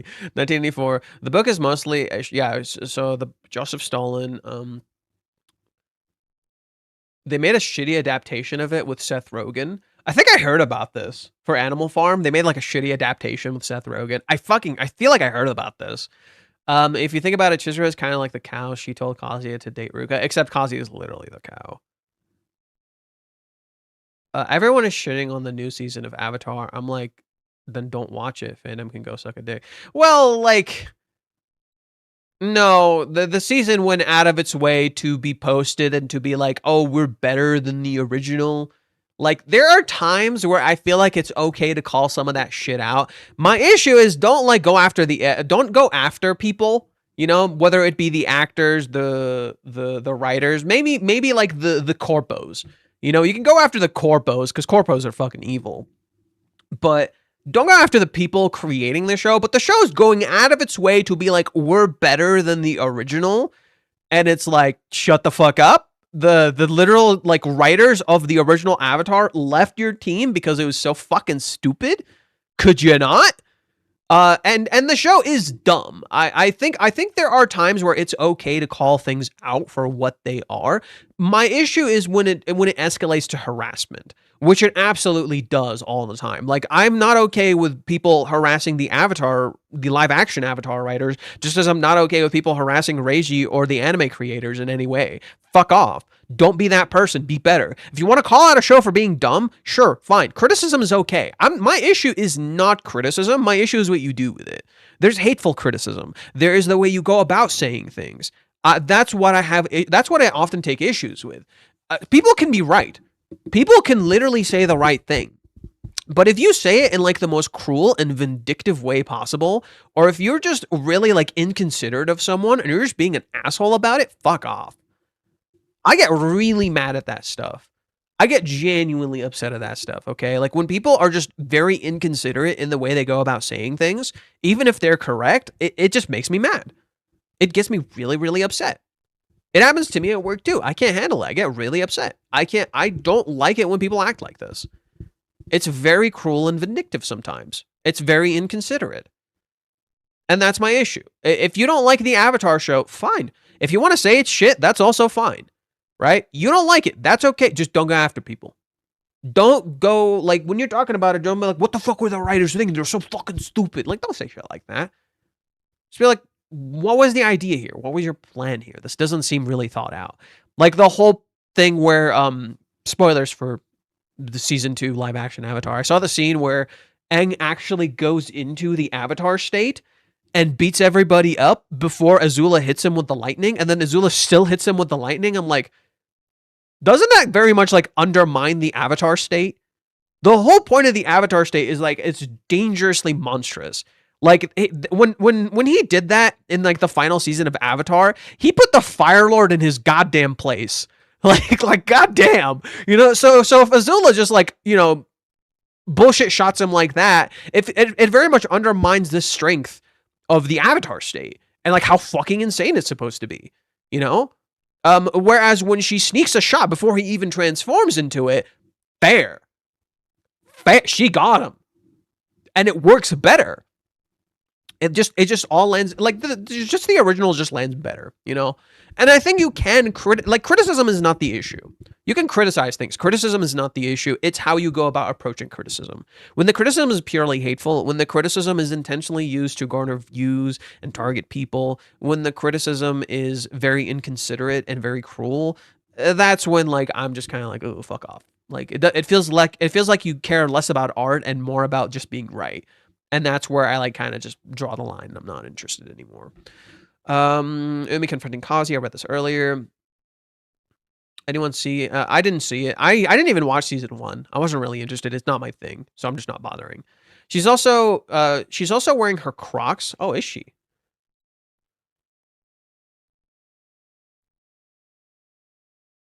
She is. So her home must be nearby. I've never seen her with a skirt like that. That's what's strange. That's something that like caught my attention immediately. I've never seen Chizuru with a skirt like that. I could be wrong. I feel like I've never seen Chizuru with a skirt like that. That really threw me off. She's also wearing her Crocs, which she usually does for small distances and chores like the laundry bra chapter. This might be an indication that the new place is close to her grandma's house. Oh, I guess we said the same thing. It could be. It could be. Okay, so she got a new place, but it's close to her grandma's house. Damn, it's kind of sad, actually. She can't, like, let it go. I think this chapter is the literal calm before the storm. I can agree with that. Wouldn't be surprised if the phrase in animal form. Okay, misinterpretations of what I said. Yeah, the mother farm date ain't happening. Kazuya will crash after overworking and ironically can't go on the date. Damn, that'd be kind of crazy. Interesting that one panel with Peter is in dark shadow. You mean this? I have to stop being vague about it.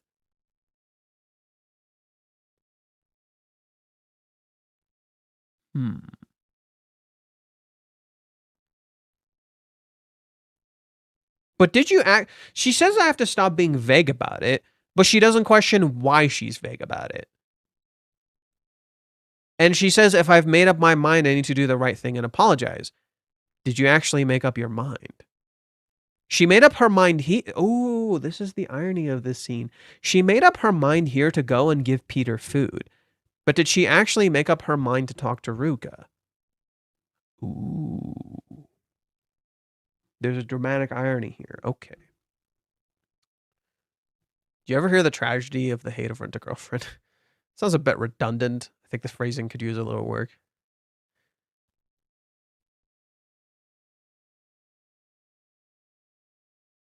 Did you live through the great Rent-A-Girlfriend shift? I'd like to.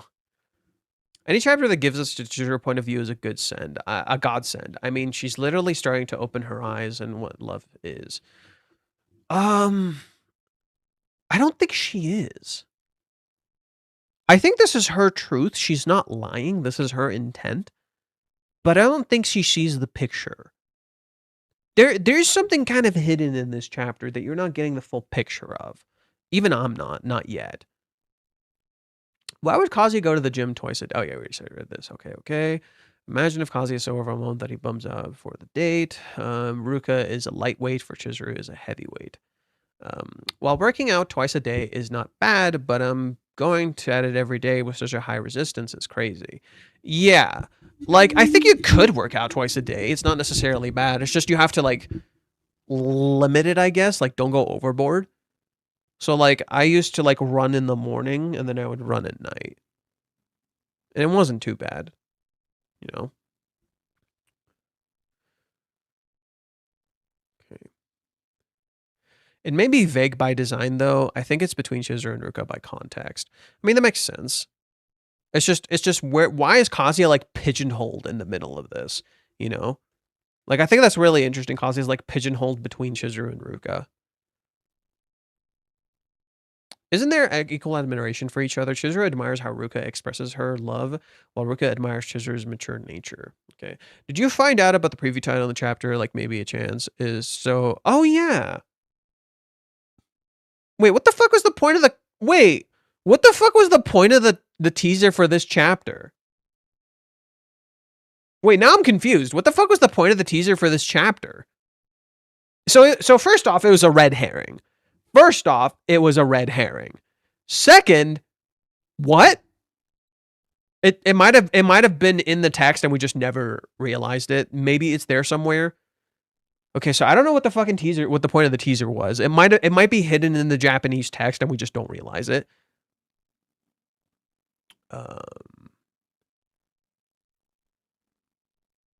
Last chapter's teaser it's when Ruka says, could she be trying to assert her dominance? Oh. So right here. So this is where it's said. I like how childish this looks. This definitely feels like Ruka's like mindset. Like even Kazuya's doesn't look like this. Right? The way she looks at Chizuru is the way Kazuya looks at Umi. It's actually kind of funny.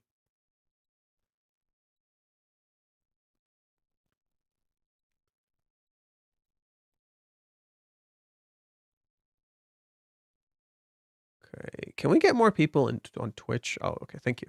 I have a small theory. Kazuya works so hard, burns out, becomes unrecognizable to Chizuru. She rejects him, saying she loved the old Kazuya, and he breaks upon hearing, what do you think? No. No. No. I can maybe agree with the first part. Kazuya works too hard and burns himself out. I don't see why Chizuru would reject him. I think Chizuru, I could see Chizuru being confused when she sees him. Like, what the fuck happened? I'd like that. I'd like Chizuru to be confused and confounded and lost. But this chapter to me is again another direct connection to the 3-month time skip. That's what I'm seeing. This all connects to Hawaiians in the 3 months. It's all calling back to that. Heck, the way Ruka is dressed feels very reminiscent of Hawaiians. It's just a little different. So, like, look at what I mean.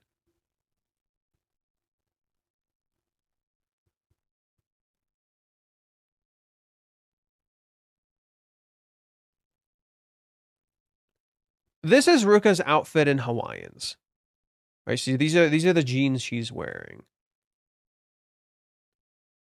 The jeans she's wearing here look a little similar. Not quite the same, but a little similar. Instead of wearing her like a full-on shirt, she wears like a sleeveless shirt. Right? It's more of a vest. So there is absolutely a similarity in how Ruka is dressed here.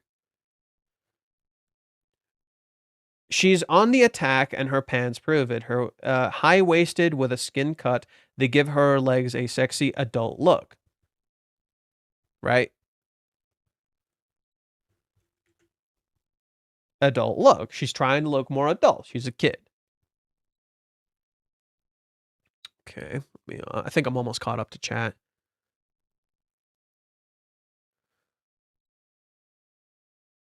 Minnie is best girl. Who's the best girl? Otherwise, That's probably why Age Me. Age Me is just connected to Ruka feeling like a kid. While Chizuru was meant to understand what Kazuya went through during the ghosting period, it'll help her connect more with him. Well, Kazuya also has to understand what Chizuru went through.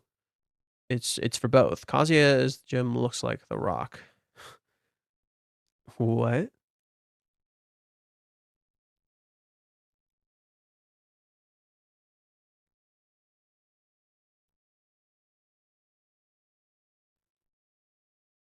You know what's really interesting? I can't believe I didn't notice this. We usually always hear what Kazuya is thinking. This is the one chapter where we see him and never once hear what he's thinking. Reiji pulled a Chizuru with Kazuya. Wait, what the fuck? Reishi just pulled a Chizuru with Kazuya. We never hear what Kazuya is thinking. We just see it. Wait. Why do we not hear a single word Kazuya says? That's fascinating. Why? He wears a shirt that says up as he's going down. Is this a reference to the movie Up? Wait. Is this a reference to the movie Up?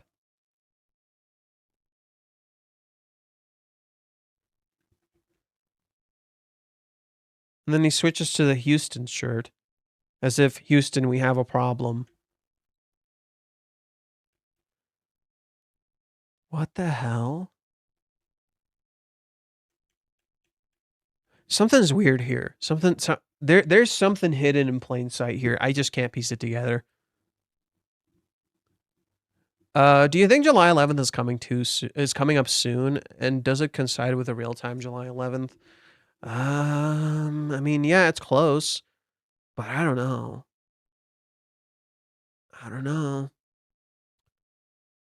It'd be interesting if Reishi times it. Kazuya might achieve the Rock physique. Keep fucking dreaming. The Rock is like insanely massive. It's the way he's built is utterly ridiculous. Ruka excuse in this chapter is not to call Chizuru is almost like Chizuru excuse not to see Kazuya after the massage parlor with her hair messed.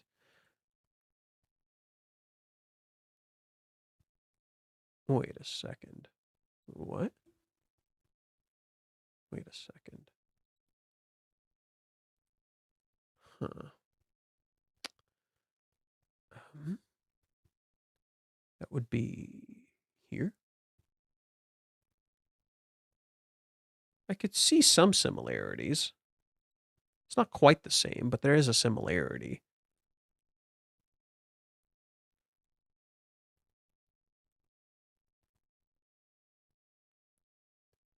Why am I hiding for?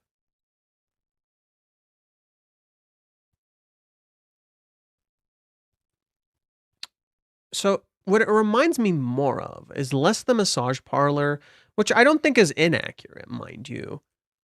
It's less the massage parlor and more, come on, work with me here.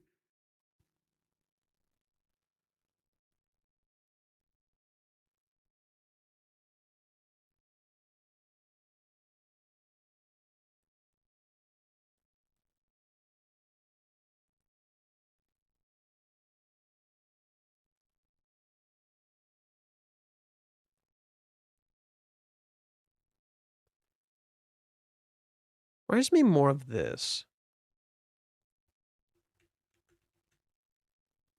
Right? It kind of reminds me a little more of this. Right? Doesn't this look similar? So let me move myself to the center so you can see. Doesn't this look a little more similar? Right? These two images, they look a little more similar. The difference is one is in shadows and she's sitting at her place. And what's interesting is Peter's right next to her. Right? Peter is right next to her. Here, she goes to meet Peter. And she's walking. She's not at home, right? She's outside. She's uncomfortable, right? Both of them, she's outside, but one of them, she's at home. Here, she's wearing clothes we're familiar with. Here, she wears a skirt, right? So I see more of a similarity here. Right? I see more of a similarity here. Even this kind of looks a little similar, just a little different, right? No words here. Here you kind of hear her thoughts.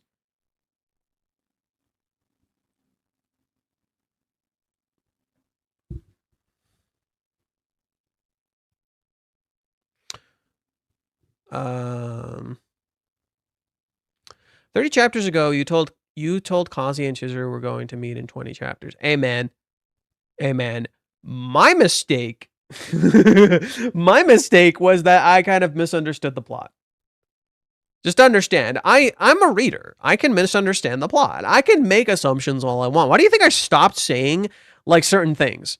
Why do you think I stopped saying certain things? All I'm saying now is, like, I'm not predicting 20 chapters, 10 chapters, or fucking whatever. All I'm saying now is, I think they're gonna meet soon. That's it. I'm just gonna stop at soon. I don't know what soon is. I don't know what soon is, bro. I don't know what soon is. But I can be wrong. Understand. I don't have the fucking script. To me, it made sense. To me at the time, it made sense. Now I understand that Reiji had a different vision. I'm not the writer. It's not my story.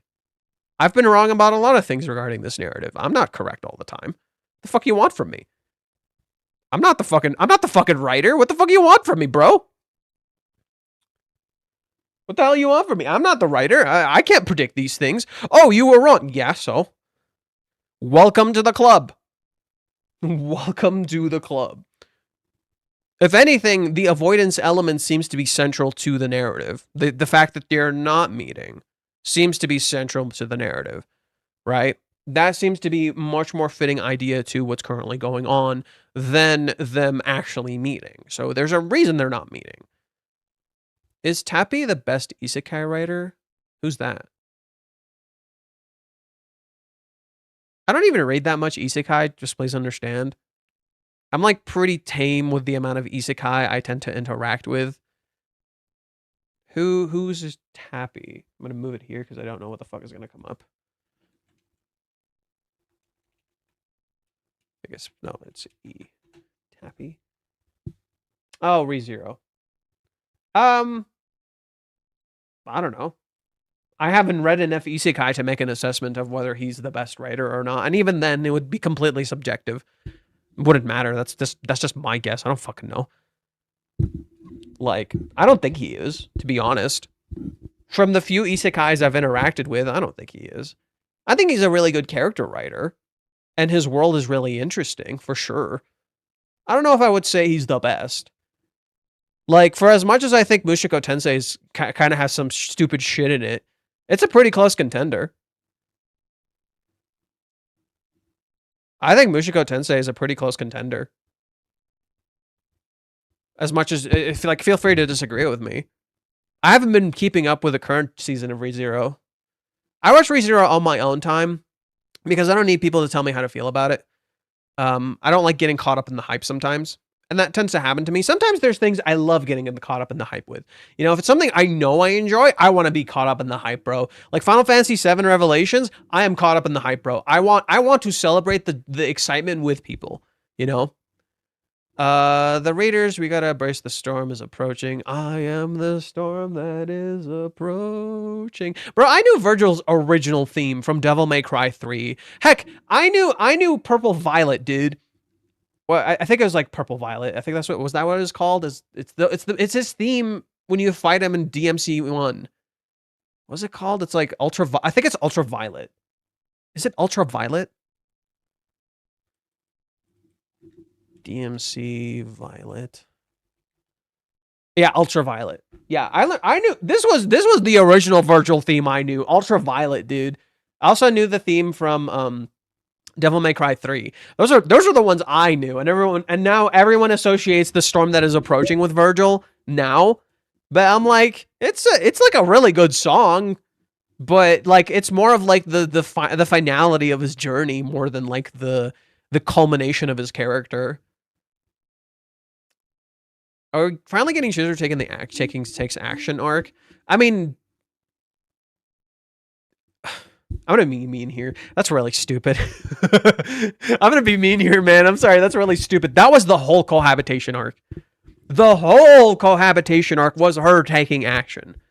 She was the protagonist. She was moving in the cohabitation arc. It was her arc. She was doing everything in that arc. Like no, seriously, I'm not even trying to be like a total dick. That was the whole point of the cohabitation arc. It was her moving. That was the whole point of after the 3-month time skip.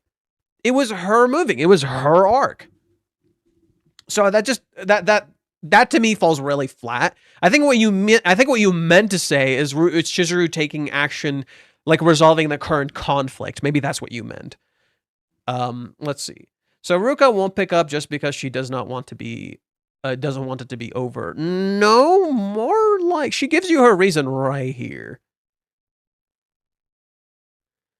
She gives you her reason right here. Oh, is this what you meant? Oh, so Eddie man, is Ruka saying what she says here? What you meant about Chizuru avoiding seeing Kazuya when she was walking? Is that what you meant? Because Ruka gives herself an excuse.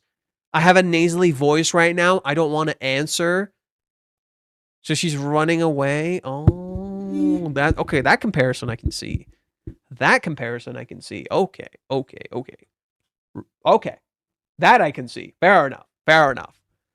Right? She gives herself an excuse to not talk to her. Okay. So what's the teaser for next time? So I already said it. I'll show it to you guys again. I already said it earlier.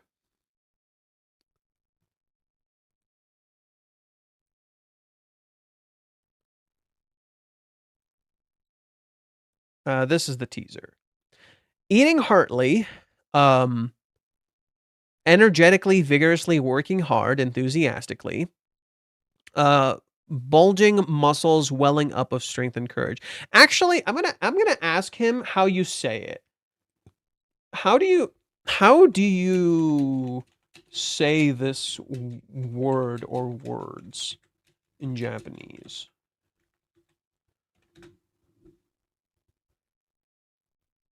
Yeah, that might give me an idea of what to expect. I started learning this from the anime. When we were watching the anime, I came to this realization that like, oh, I should just like actually hear how they say the words, because if you actually hear it, you might get an idea of where it could be going. I started to learn that recently because we were watching season 5.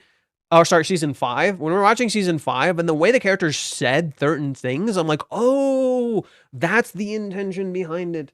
The teaser, Mori Mori. That's how you say it? Mori Mori? Okay.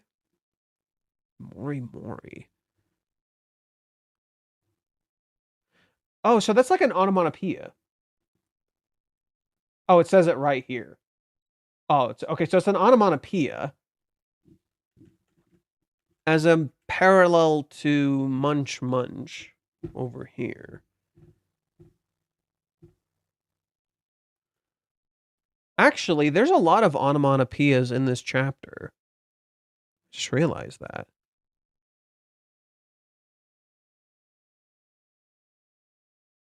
What the hell? Okay.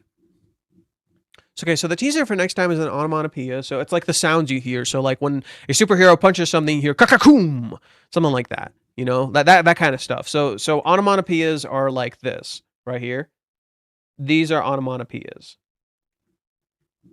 Right? That kind of stuff. What Kazuya does in the gym is in a coping mechanism, and the body keeps the score. Book, the author mentions a lot of gym addicts with PTSD that use exercise to avoid bad thoughts and feelings. I mean, absolutely. I do it too in various ways. Sometimes I do it with like video games where like they help me relax, so I kind of just tune things out. We only see Kazuya's actions, not words, because Reiji is writing peak. No, shut up. No, there's a reason for it. Shut up. There's a reason for it. I'm not gonna lie. I'm gonna be straight with you guys. I don't like when people say stuff like that. Not like you're saying anything bad or wrong. It's just I'm the kind of person who likes to understand what the intention is behind something. So when someone just excuses it as it's peak, don't worry about it, I get annoyed because, you know, that feels like willfully blind love. You know, I'm not a big fan of blind love. Bro, can you read driver's talk after the kiss science, since Kazuya is hitting the gym and the guy also mentioned a gym part? Well, in that, so we can go to it. I know what you're referring to. We can go to it, but that guy wasn't talking about the gym. He specifically said he worked out or some shit. Or no, he did judo. He specifically said he did judo or some shit like that. Right here. I know what you're talking about. So my girlfriend at the time got together with some guy she was working with at the bar, you know, on the weekend and stuff. I ran into them near the apartment she was living at around here, and he started throwing fists seriously. Okay, so I'm assuming Chizuru moved into an apartment. Okay. I was learning Brazilian Jiu-Jitsu back then, so he was no match for me. I already had another girl too, so I really didn't care. Okay, Kazi is not learning Brazilian Jiu-Jitsu, he's just working out. The whole point of that to me, so people want to interpret this in their own fucking ways. Feel free to believe whatever you want. My interpretation of these particular words that we're reading here is that they don't align with reality. That is my interpretation of these words. They do not align with reality. They are a false narrative you are being fed to, and they are a narrative you are going to believe. In the official release of the chapter, in the volume release, what Reiji ended up doing is he had the words like escape out of the bubbles. So like the words were too big in the bubbles. That's what Reiji did in the volume release of the chapter. These words were like too big, almost as if they're just words and they're distracting and they don't align with reality. Like Reiji specifically went out of his way to emphasize that these words like are too big. They don't fit in the bubble, as if they don't make much sense. While at the same time, like they're not being contained, if you will. The reason why we can't hear Kazuya's thoughts, and maybe because Kazuya mentally is too dedicated towards focusing on work, almost as if Reiji switched both of them mentally. I can see that. I mean, yeah, that's Kazuya's thing. Chizuru's, yeah. So Chizuru's trying to live up towards her true feelings when it comes to Kazuya, because I'm guessing confronting how it could potentially affect her dynamic with Kazuya and Ruka as being faced with ideals. Might want to rephrase that a little bit. I'm a little confused on what you're trying to convey. Sorry. Could you just rephrase that a little bit just so I can understand your intent? Chizuru was clenching a lot in the Kohab. Clenching? Clenching what? It's the first time since both Kazuya and Chizuru have been switched mentally and verbally. No, it's happened many times before. No, it's happened many times before. It's just this time there's a reason for it, and that's what's fascinating. There's a particular reason for it. It's happened before. There's a particular reason for this one, and that's what fascinates me. Okay, Twitch chat, I'm back, bitches. Twitch chat, I'm back, bitches. Oh,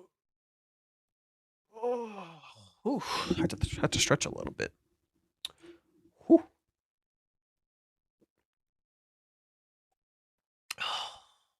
Delicious.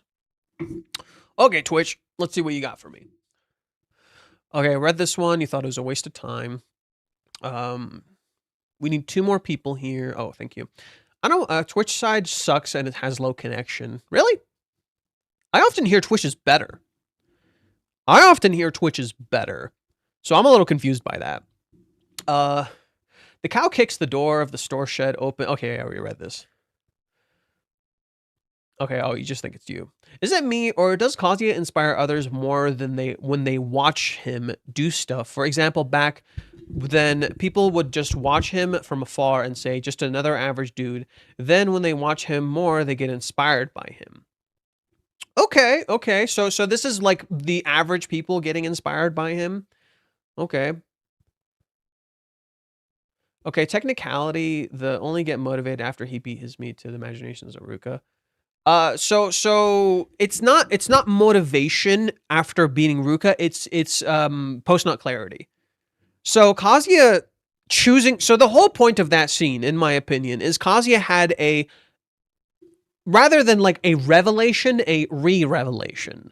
That was the whole point of the beating the meat with Ruka. He had a re-revelation of like, oh, I love Chizuru. Okay, this is the answer for love versus lust. It's a re-revelation of something he already understood. In finding that answer of, okay, I love Chizuru, that's what drives him so much. That's why that happened. I know Storm Shadow's gone by this point. Hopefully he'll see this later. But that's the whole point of why that happened. Kazuya found the answer to, okay, I for a fact love Chizuru. What I feel for Ruka is lust. Got it. In finding that, he has a lot more drive because now he is very certain of his choice, you know? He's very certain of his love. That's why he's working like so much harder now, right? Because he knows he's doing this for love and not for something else, right? What he doesn't realize is that love is rooted in falsities. That love is rooted in half truths. We're not seeing the full picture with the love. That's where the error occurs. The very thing that's driving you has its own falsities that you're not sure of, and the end goal that you're aiming for, in this particular case, Mother Farm, is rooted in its own falsities and false realities that you're not seeing. I think Reiji intentionally highlighting the goal list here is setting up for, okay, something's going to happen next chapter. So I can agree with the idea that this might be like the actual calm before storm kicks in. Well, he did look dead after the deed was done. That's why I said technically. I never said it was true. Then I said, well, that's the whole point. It was that point in the. Oh, speaking of which, let's look after I finish reading Twitch chat. Let's look at where Kazuya is in the hero's journey. So that's something we'll definitely have to look at. We'll have to look at where Kazuya is in the hero's journey. Okay. You said that he did it while thinking about Ruka, but that's not what happened. He watched a video with a similar looking model, but at the end he still was thinking about Chizuru. No. He was beating his meat to Ruka. That is a fact. That is an unequivocal fact. However, after he let out all of his lust, right? After all that lust came out, all that was left was his love. And he got clarity. That's why in the end, Chizuru pops in. It was supposed to be an inversion of the mommy scene. The mommy scene in the very beginning of the series, when Kazuya is beating his meat, he keeps trying to think of mommy and he keeps getting Chizuru in his head. Right? And that's how he first found out he loved her. Then, with this scene, it's the flip. He's not even thinking of Chizuru. She's not even there. The entire chapter is just him constantly, in a very depraved way, thinking of Ruka and beating his meat, right? In the very end of it, Chizuru pops up, almost like something that's haunting him, something he can never, ever escape. And it shows how his love became somewhat twisted in that way, right? It kind of lost some of its meaning. That's the point of Chizuru returning. It's like you found the answer to what you wanted, but at what cost? And that's why it matches the second threshold of the hero's journey, in my opinion. Need more people here. We kicked the bot. Start the membership on YouTube. I have arrived at the king of filler chapters, only to be filled with gold. Okay. For me, it's not really a filler chapter, more like a stretched out chapter. Yeah, even then, I don't agree with that. Even then, I don't agree with that. I think there's a lot going on in this chapter, like things I can't even immediately piece together, and things I think some of us may not even be able to piece together. This chapter isn't necessarily written specifically for the viewers. It's like kind of both. Reiji always kind of writes for both. He kind of writes for the viewers and for the characters and the story itself. So that's what makes Reiji special to me as a writer. He doesn't particularly write for the viewers. He writes a lot more for the characters and the narrative structure, as well as like giving the readers some of what they want, you know? Okay, so Jojo wrote a decent amount. Okay. Mini reference connects to the food where the machine connects to effort. Okay. For the dual mini reference. There's a Shunji connection to the image is from chapter 69. What? Connection to Shiyunji. Okay, let's pull up Shiyunji family.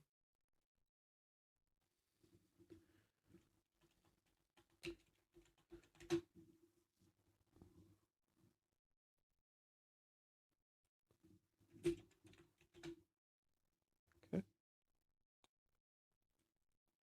Chapter 69, he said.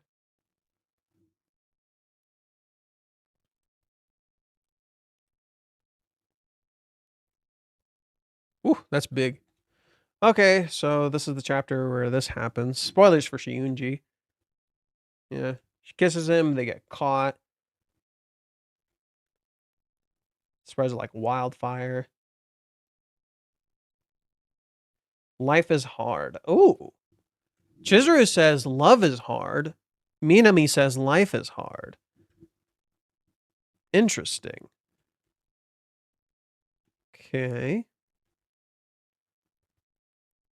And apparently this is a real thing. This is based on a real account that leaks things.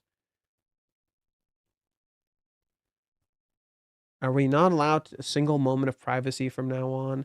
Just how much more are we siblings going to be? The hot news. All this just too much for me. Curiosity of the public is ever cruel. Everyone's always trying to dig up some new gossip. The truth of the matter is that this is completely blown up across the web. One can even see its effects on the stock market. Attention on our family is skyrocketing even further, though I can't deny the fact that it was rash. Even so, I'm sorry, everyone. It's not Minami's fault. The one at fault is me. I'm sorry. I'm not trying to assign blame to anyone. The point is that this is a lesson. We need to pay even more attention to how we are perceived by the public. Furthermore, from now on, these rumors can no longer be called lies. Ooh, okay. Damn it, what the hell? What am I supposed to do? This has turned into a huge issue. First of all, Minami did that. Just where is this all end? What do I do? What do I do? Go to the toilet. Where's the connection to 69?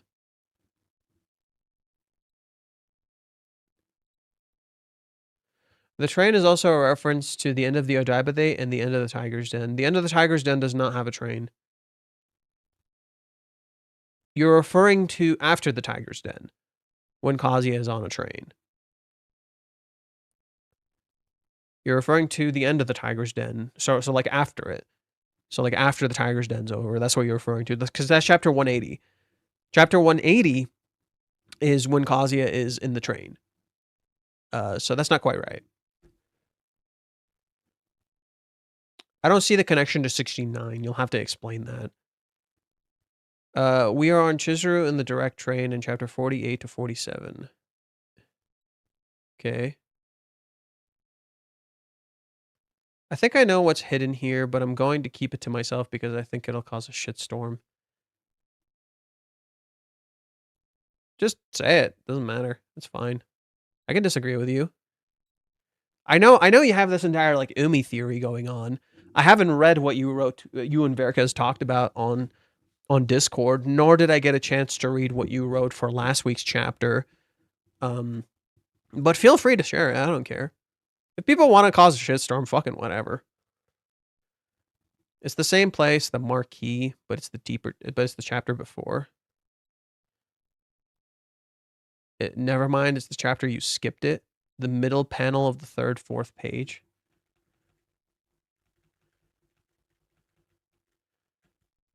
Okay, 1, 2, 3, 4.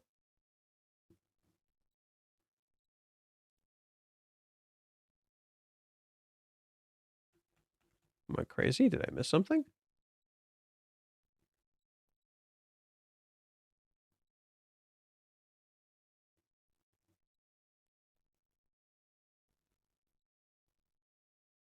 Here? Is it the karaoke place? Oh, wait, is it the same karaoke place? Is that what you're saying? They're in the same karaoke place? Were Ruka and Minami in the same karaoke place? No, it doesn't look the same. Oh, wait. There it is. There it is. Okay, I see it. Okay, there it is. I see it. I don't know if you guys can see it. Yeah, there it is, right here. Okay. So Ruka and Minami were in the same place.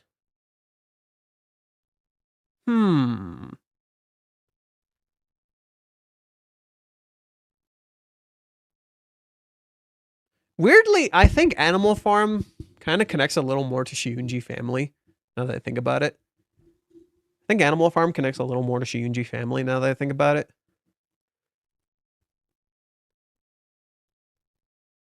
Yeah, so whereas Minami, like, runs out... Are they in the same... No, their booth is bigger.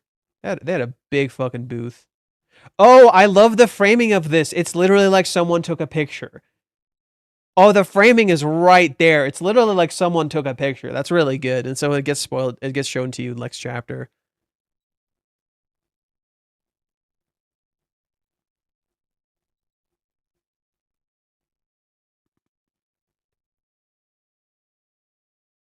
Interesting. Oh, wait. Whoops. What time is it? It's 10:24. Okay, I'm good for now.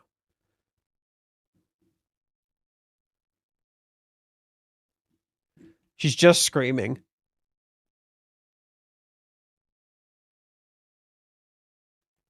Ah! Ah! Is it? Oh, that's just like chapter 407, actually. That's just like chapter 407. So let's go to that really quick. I already said this was connected to that. So I already said there was a connection to this. Right? The Chizuru call, and she screams out loud. Well, then what does she do? She goes to work, and she pretends like it's something else. And where's her work? It's a karaoke bar. Now, instead of going to a karaoke bar, she doesn't go to work to distract herself. She goes to a place that's like her work to vent. It's flipped. Ruka doesn't want to go to work anymore. So whereas Ruka doesn't want to go to work anymore, she goes to a place like her work, but it's specifically to vent. So like she doesn't go to this place to work, she goes to this place to indulge, right? The thing you're supposed to go to this place for. So she doesn't want to work anymore. In contrast, you see Chizuru not working, right? Chizuru, who should be working, is not working. Instead, she's feeding her cat, right? She's feeding the local cat. Then you go to Kazuya, and all he's doing is working. Work. Right? So that's really interesting. Chizuru and Ruka are not working when Chizuru should be working, and Ruka goes to a place of work, but she's not working. Kazuya, in contrast, is not at a place of work at all, but he's working constantly, right? So this is really interesting, this element of work, of weight.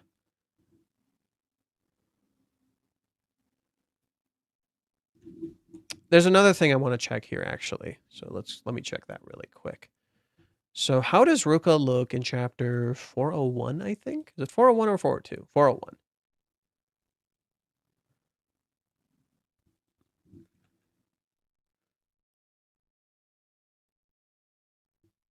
Okay. So there's another comparison. She doesn't look the same anymore. The phone is also placed in a different position. Right, so the phone is also in a different position.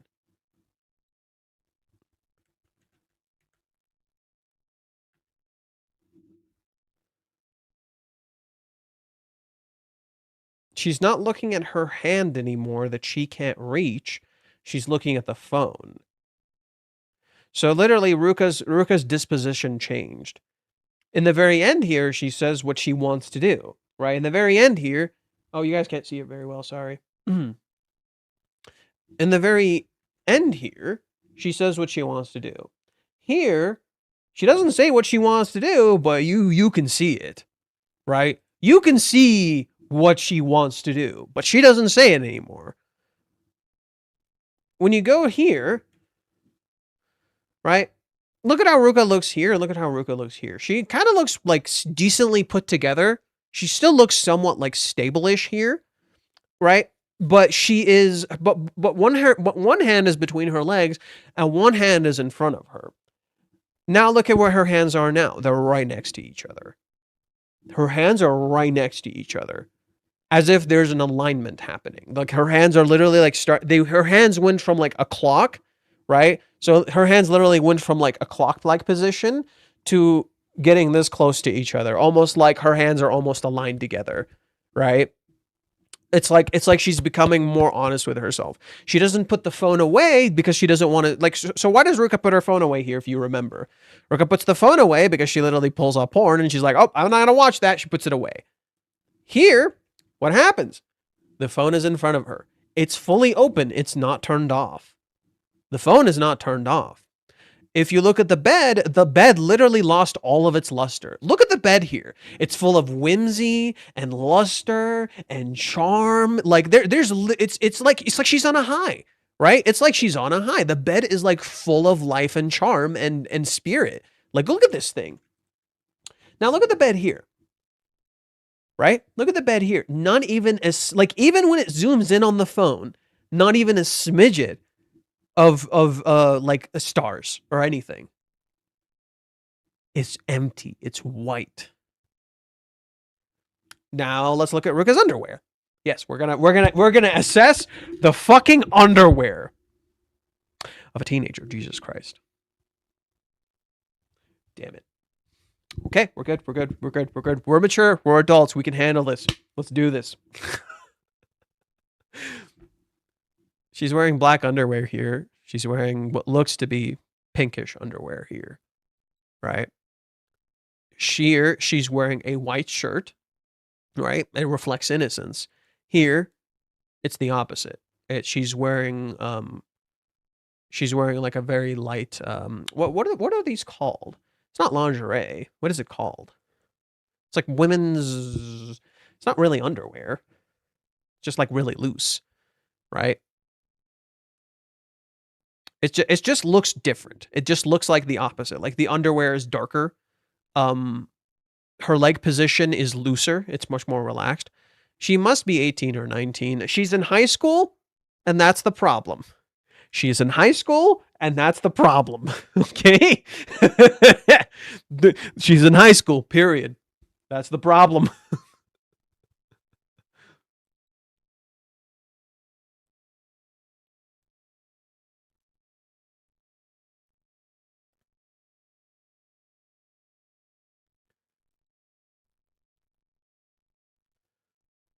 Okay. Yeah, so this image is literally reversed with this image. She's not thinking of Kazuya anymore. She's ironically thinking of Chizuru. I think that's really interesting. She shifted from literally constantly thinking about Kazuya to now thinking about Chizuru. Umi literally created that shift. She went from thinking about Kazuya to thinking about Chizuru. In fact, I don't think Ruka really thinks all that much about Kazuya in this chapter. She thinks of him like in regards to being with Chizuru. She thinks of Chizuru mostly. Like, what is Chizuru's impact on the situation, right? It starts with Chizuru. I fucking love her face here. She's like, this fucking bitch. Her fucking face here, just, oh, this fucking bitch. Like, that's the vibe I get. She's like, oh, hit me when I'm down, why don't you? Hit me when I'm down, why don't you?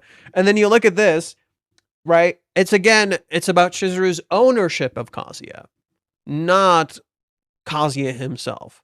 There's one exception here where she imagines Kazuya, like actually Kazuya, right? With Chizuru. And again, it's interesting that Ruka shifted to this mindset when she started thinking of Kazuya with black hair. I think that's really interesting, right? Before, again, it was Kazuya with his brown hair, right? With his dyed brown hair. Now it's Kazuya with black hair, right? And it's not about Kazuya himself and what she wants to do with Kazuya. It's about Kazuya being with Chizuru. So literally, it shifts from her thinking about Kazuya to her thinking about Chizuru. And I think that's really interesting, that Kazuya is in the middle of all of this, and yet neither Chizuru nor Ruka are actually like thinking about him, right? Most of them are thinking about themselves, their feelings, what they want to do,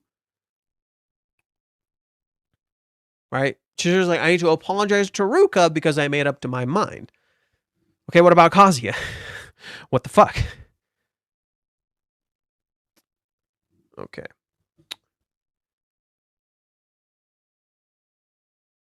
We see Kazuya in the train after the rejection in 381, and now in 430 there's a parallel.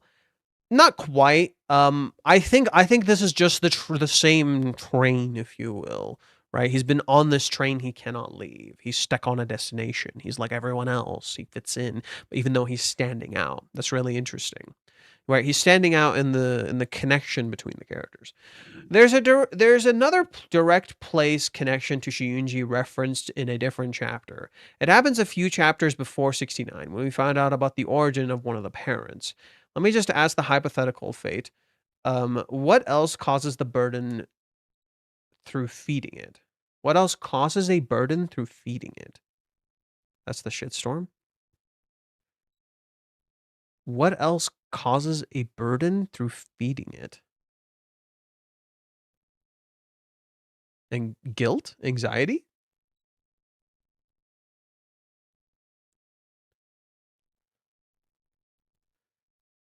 The masses? People? I don't know. There's another direct connection to Shiyunji in a different chapter. It happens a few chapters when we find out about the origin of one of the parents. Okay, I think I know what you're referring to. Oh my god. Okay, zooming in.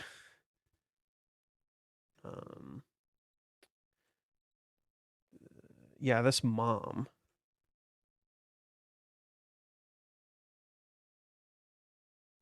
No fucking shot. No fucking shot.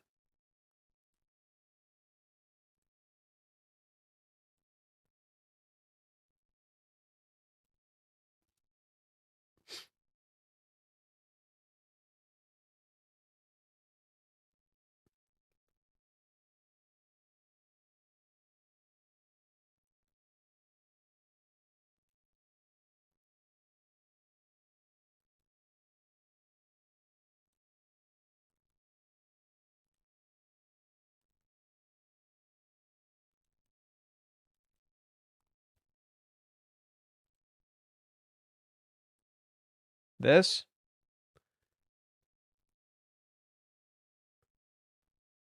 This?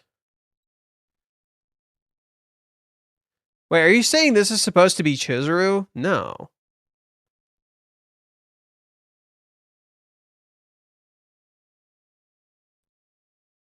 No. No.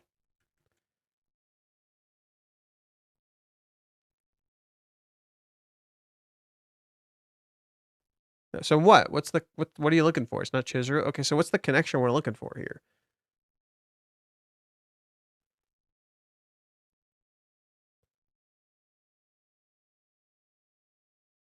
It's a parallel. What exactly is the parallel? Is she supposed to be like Chizuru's mom?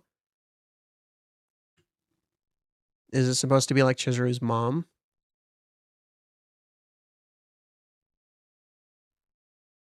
She's feeding the babies?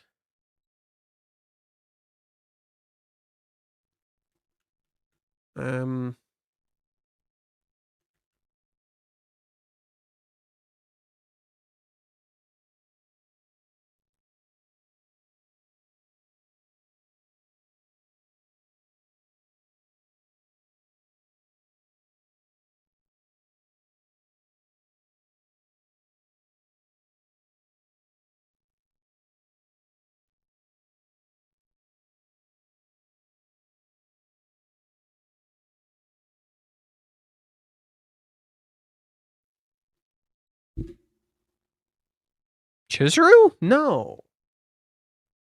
Chizuru or Ruka? No. This is where Chizuru's mom was. No, this is where Chizuru's mom was. What?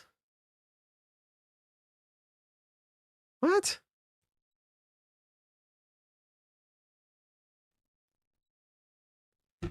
That's completely random.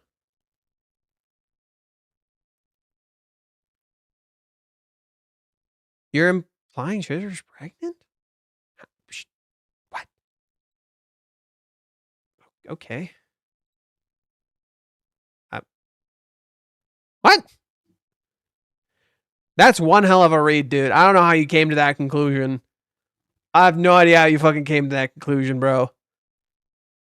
I have no idea how you came to that conclusion, bro. That's you like took two completely separate chapters with like no fucking relation whatsoever. And you're like, this is connected, this must all mean something. It's literally just supposed to be about Chizuru's mom. Like that's the point of that. That's the connection. Like if you're looking for a connection, that's the connection. It's about Chizuru's mom. What did the Shinji family mom ultimately do? She gave up her children. What did Chizuru's mom do? She literally died and left her. That's your parallel. If you're looking for a parallel, that's your parallel. Like if that's what you're looking for, that's the parallel. That's the parallel I see.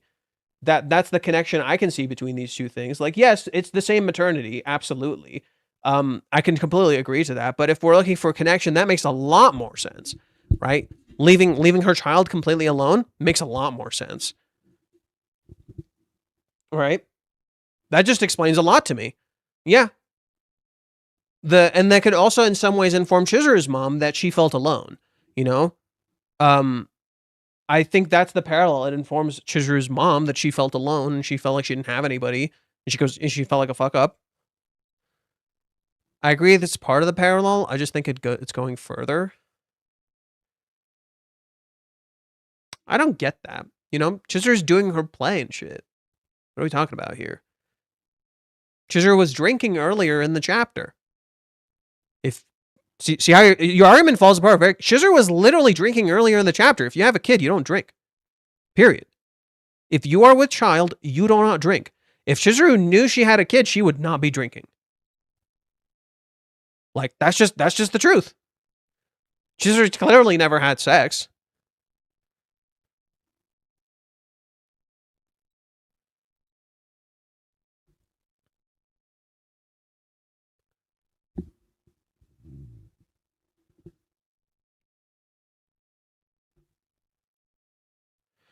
Okay, if it's all saying it can't be, but you're thinking it is, then I don't know what to tell you, man. That sounds like your own theory. Like, it just doesn't make sense. Like that particular scene where Chizuru goes out drinking with Minnie just makes this all crumble the fuck apart. You know? That just makes it all crumble the fuck apart. Because you don't drink if you have a kid. Period. That's like rule number 1. Right? Rule number 1, if you are with child, do not drink. It will impair the child in some way. Chizuru's not doing that. And Chizuru being the super responsible person, I doubt it. I think Chizuru feeding the cat, feeding Peter, is more of a connection to Ruka. You know, Ruka is like a kid. Ruka was literally compared to a kitten, right? She was literally compared to a cat in an earlier scene. I think that's the idea. Chizuru wants to feed the cat, right? She feels bad for the cat. She wants to feed the cat. But Ruka is not a cat. Ruka is not the pet. And I think in correlating Peter to Ruka is the mistake. I think Chizuru wants to feel useful and she feels bad and she wants to do something. But this is not the same as Peter. It's a miscorrelation of the scene. I think that's the point of this, right? She literally wants to console Peter, right? Just as she wants to console Ruka and say she's sorry, right? She's technically saying, I'm sorry, Peter. I'm sorry I left you. Because didn't she leave Peter? She left the house. She's selling the house. Didn't she leave Peter? So her coming to still meet Peter and feed Peter is directly connected to her leaving Ruka and not telling her things. And now she wants to call and explain just as she goes and meets Peter and feeds Peter. That makes a much more deeper connection than, oh, Chizuru's pregnant. It's like, on basis on what?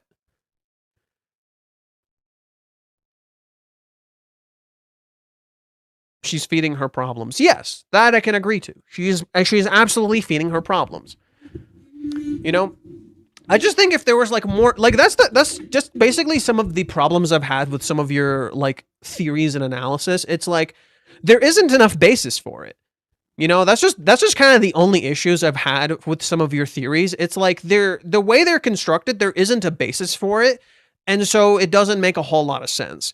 And Reiji loves to leave like real breadcrumbs for things like that. You know, he loves to leave like really like very serious breadcrumbs for things like that. If anything, Chizuru wanting to what is it?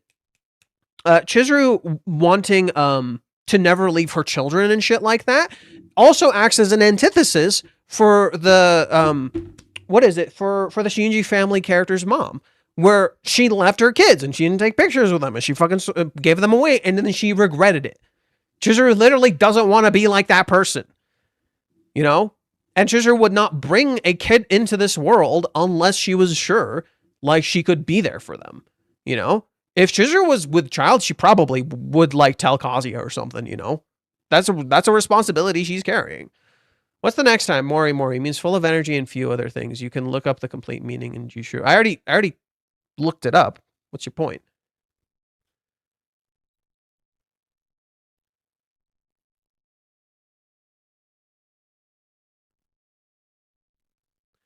Like Mommy is a character. Like, yeah, like Roman said something good here. Umi is not orchestrating everything like some Palpatine in the shadows. Umi's good using the scenario to his advantage. That's his whole motive as a character.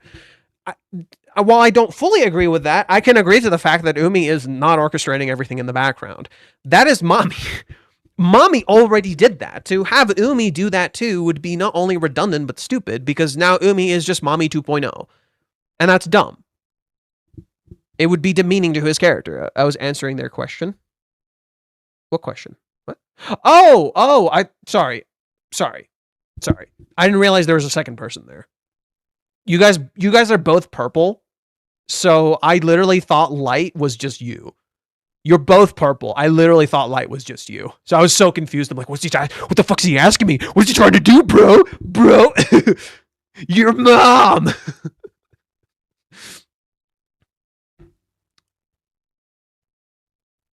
I was trying to do, what's his face? Muscle Man. Or doesn't he say, my mom?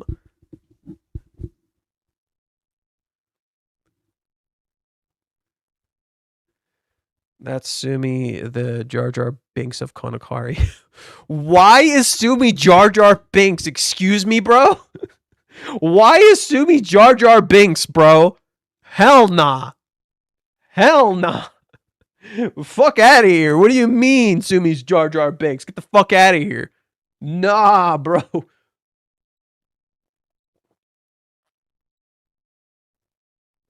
Oh, man. I fucking love tea. Why is tea so peak? Have you guys seen, like, the Omni-Man beats the shit out of, like, Muscle Man? That shit is so funny. Someone made that edit. That shit was so fucking funny. Chizuru is Princess Layla, and Kazuya is Han Solo. My current theory is Kazuya is Anakin. My current theory is Kazuya is Anakin. I don't know how to tell you that, buddy. My current theory is Kazuya is Anakin. That's where I'm going down, bro. Right? Kazuya is Anakin, bro.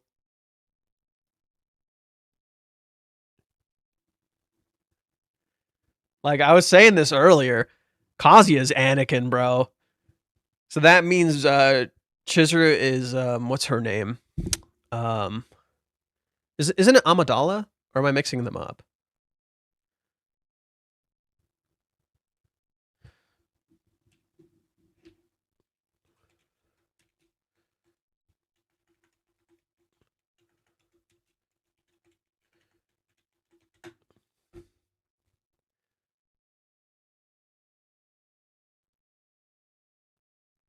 Padme.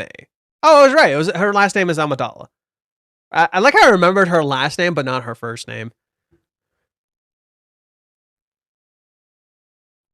I actually do think Kazuya definitely falls more into the Anakin territory at the moment. You know? Does that mean Umi is Bail or Organo? Who? Who? Nani the fuck? I have no idea who Umi is. I'm sorry. But yeah, I just like I've just very been adamantly against the theory that Umi's orchestrating everything. Specifically because he seems more like a reactionary character. Like that to me fits Umi's character significantly more. Umi is a much more reactionary character framed as an active character. Whereas Mommy is a is a active character who's secretly more reactionary. You know, the adoptive father of Princess Leia. Oh, okay. Minnie is Yoda. Oh, please. Oh, please. Minnie's not Yoda, bro. Minnie ain't fucking Yoda, bro. Who would be Yoda? I don't know who the fuck Yoda would be. It's Nagomi. Nagomi's Yoda. Nagomi's Yoda. She's old and imparts wisdom. And she failed just like Yoda. That's funny. Nagomi's Yoda. Who the fuck would Minnie be? I don't know. It's Lungfish? Oh. Kind of, but Yoda, like, Kibe's Chewbacca. Yeah, I kind of see it. I kind of see it. Or maybe he's more of a Han Solo. Maybe he's more of a Han Solo. Curry's Jar Jar.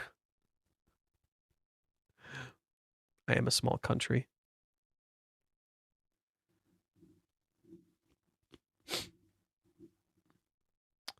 Okay, let me go see what people have been saying on Twitter. The Japanese fans specifically, I don't fucking care for English readers. They're fucking stupid. People on Twitter for the English chapters are dumb. Like, actually fucking dum-dums. Like, it's so boring.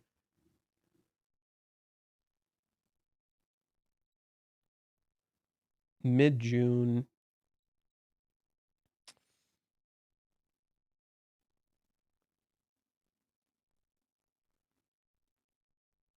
Okay.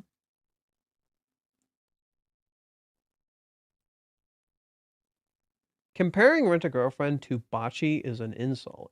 You could animate Rent-A-Girlfriend on a shoestring budget and the director might be alright, but as Joshi says, not a single shot is good.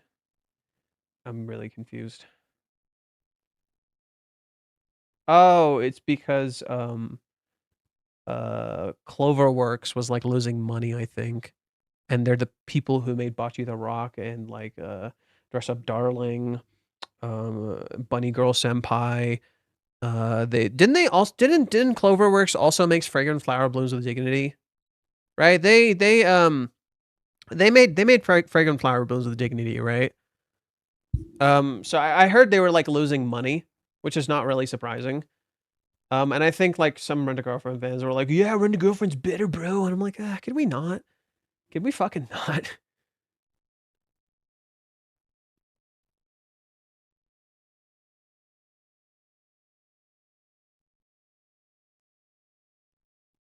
Like, I'm all for saying Rent-A-Girlfriend's peak. I'm fine with that. I just don't like the comparison game. It's very boring. And then there was also, so yeah, oh yeah, I didn't even talk about it here. Season 6 got announced. Oh my god, I didn't even fucking talk about it here. Season 6 got announced, dude. I did not say a goddamn word about this. I think I meant to.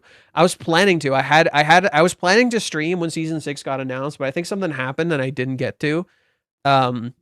So sorry about that. I was planning to. I was definitely planning to, and I just didn't get a chance to. But yeah, season 6 got announced. Twitter fucking blew up and gave Reiji so much shit because they're entitled little babies who wanted more, who are like, oh, why is this anime getting 6 seasons when my favorite show didn't get it's season 2? Wait. I'm like, just shut the fuck up, please. You're entitled fucking clowns. It's so stupid. And they're literally like, the reason I don't like how people act around Rent-A-Girlfriend is not only is it hypocritical, it's just sad and entitled, you know? Like, oh, we cheer for artists and we're mature about artists, but the moment the artist doesn't fit our narrative, suddenly they're the worst thing ever. I'm like, shut up. Shut the fuck up. Cry me a goddamn river. Like it's so childish. Oh, he wrote mid or he wrote something I don't like. Therefore, all the actions taken against him are completely justified. No, it's like that same thing with superheroes where like when you kill, you become the thing you dislike. You know, you're just becoming like them. Smoking behind the supermarket is peak romance. So I hear. It keeps popping up in my feed. It's like constantly in my feed. I haven't read it, so I'm not sure. I've seen a little bit of it. It seemed nice. So from the little I understand of it, it seems like it's like two people who just kind of have a lot of stress from their work, and they become like kind of each other's sanctuary by hanging out with the other person. But then Tayama is like also the girl he talks to, and she's like lying about her identity. And it's like, oh look, it's like reverse Chizuru. It's like reverse Chizuru. It seems fun.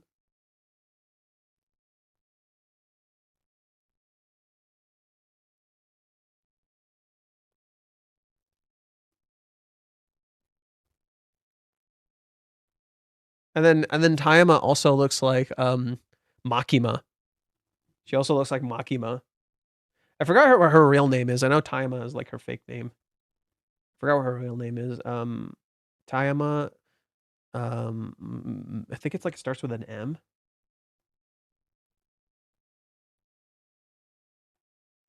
What does it start with? Yamada. Yamada, that's what it is. It's like Tayama Yamada. I think. Am I right? Is it Yamada? Am I right?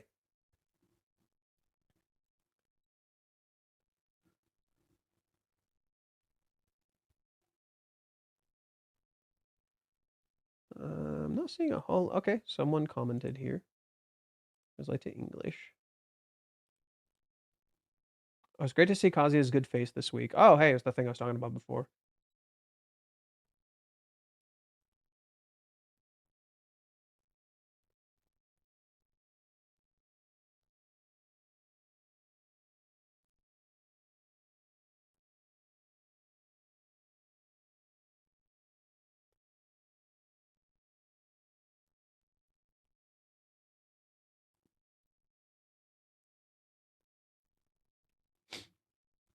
Okay, let's see.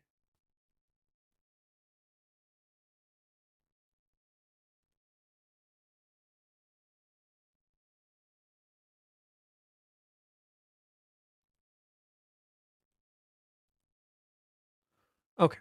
Doesn't seem like there's a whole lot on Twitter. I don't know why. Let's see. Minnie is Mickey and Kazuya is Rocky Balboa. What?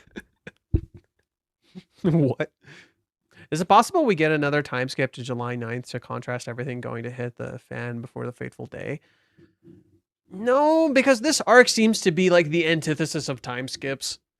This whole arc like seems to be the antithesis of time skips. It is crawling through it because I think it's meant to contrast the 3-month time skip, right? I think it's meant to contrast the 3-month time skip, where the 3-month time skip we literally skip 3 months, you know. So when we're living together, it's like this month took years. Oh, chat disconnected. Chat successfully connected. So yeah, and when they were living together, this 1 month literally took us years. Now, it's a month and a half, and it's going a lot faster, but it's still taking a while. You know, this month and a half is still taking a while. I think Reiji is just literally trying to do the antithesis of time skips. You know, it's like, okay, I'm going to make this a fucking crawl. But there's a reason for it, you know. You said you got called into work and canceled. Is it me? Oh, for when I did the thing, yeah. Yeah, there was some bullshit happening at work. There's constantly some bullshit happening at work. My work is like the epitome of bullshit. I need to start investing in this. You know what? No. Not going to say that anymore. I am going to start investing in this. There we go. I am going to start investing in this. So that way, you know, I can get out of that work, dude. It sucks. And I'd like to make more money and like for something I actually enjoy instead of that stuff. Anyways. 6 seasons of Rent a Girlfriend and a single decent anime for Berserk. The world is cruel. Oh, cry me a fucking river. Berserk is really hard to adapt. I'm gonna be real. Berserk is really hard to adapt. Like, it's like the shit that Miura draws or drew were like fucking paintings, dude. That shit belonged in a goddamn museum. Like, good luck trying to fucking adapt that. You know? Just about every single anime from the spring season got another season announced that has never happened ever, I think. Like, 2 shows didn't revive for 2 seasons announced. There's so many characters named Yamada that I can't keep up, lol. Which other one do I know? There's the girl from Dangers in My Heart. Her name is Yamada. Which other one are there? That's the only one I can think of. I know there's more. I know there's at least 2 or 3 more that I know of. Like I've seen, but I just forget. How many more seasons are currently needed to catch up with the manga? So season 6, season 7. Season 7 is probably going to be Joy Polis. And that's my bet. And even then, that'd be a little weird. Season 8. Probably 4. Either 3 or 4. It really depends on how they pace themselves. I really hope they don't pace themselves stupid for season 6. I hope they pace themselves like kind of decently. So maybe 3 or 4. 3 or 4. There's a decent amount of chapters. The anime at 5 seasons stopped at chapter 200 and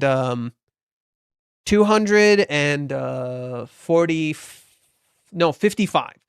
So the anime at 5 seasons is at chapter 255. We're almost at chapter 450. So like 20 more weeks and we hit chapter 50, 450 for 20 more weeks. Not to be fair, 20 more weeks is a lot, but 20 more weeks and we hit chapter 450. I doubt the anime is going to come out in like 20 weeks. I kind of doubt it. I don't think we're going to get the anime until like a while. It's going to take a little bit. So my bet is they need at least 4 more seasons just to catch up. I saw the funniest theory of why the Rent-A-Girlfriend anime is getting renewed. It's because the studio is a shell company to launder money. No, I've seen this shit too. They literally think like it's a like a fucking pyramid scheme, and they think it's like Reiji like made a deal with the devil, and this dude is like stealing in some shit, and I'm just like, you're fucking idiots. They're literally just sponsored by DMM. That's why they're getting more seasons. Rent-A-Girlfriend got sponsored by DMM TV. That's why they're getting more seasons. DMM TV is funding it. That's why it's so consistent and we're getting so much more. I think up until season 3, it wasn't really sponsored. Right? I believe until season 3, Rent-A-Girlfriend wasn't really sponsored by DMM or anything. It was just kind of happening. You know, it kept getting seasons because it was still popular. You know, due to popular demand from the fans. Season 4 onward, I'm pretty sure they got like a sponsorship from DMM. Or actually, no. It started with season 3. Sorry. Correcting myself here. The DMM sponsorship started with season 3. I think. I think it started with season 3. Yeah, I'm not 100% sure on this because I do remember they put up billboards for season 3 that were references to movies. So I do recall that happening. So I do think, season 3 definitely got that's when they got their sponsorship for DMM, and DMM has just been funding it. That's why. You fucking idiots. Most other shows don't get sponsorships like this. Right? Most other shows just, they just keep adapting them. Sometimes they get sponsorship. You know, the super big shows probably get some sponsorship. But that's why it's getting adapted. Get over yourself. Like, it's so fucking stupid. It's not a fucking scheme or anything, dude. They're just sponsored and they do well and they sell shit. Get over it. It's like such entitlement. It's literally childish entitlement.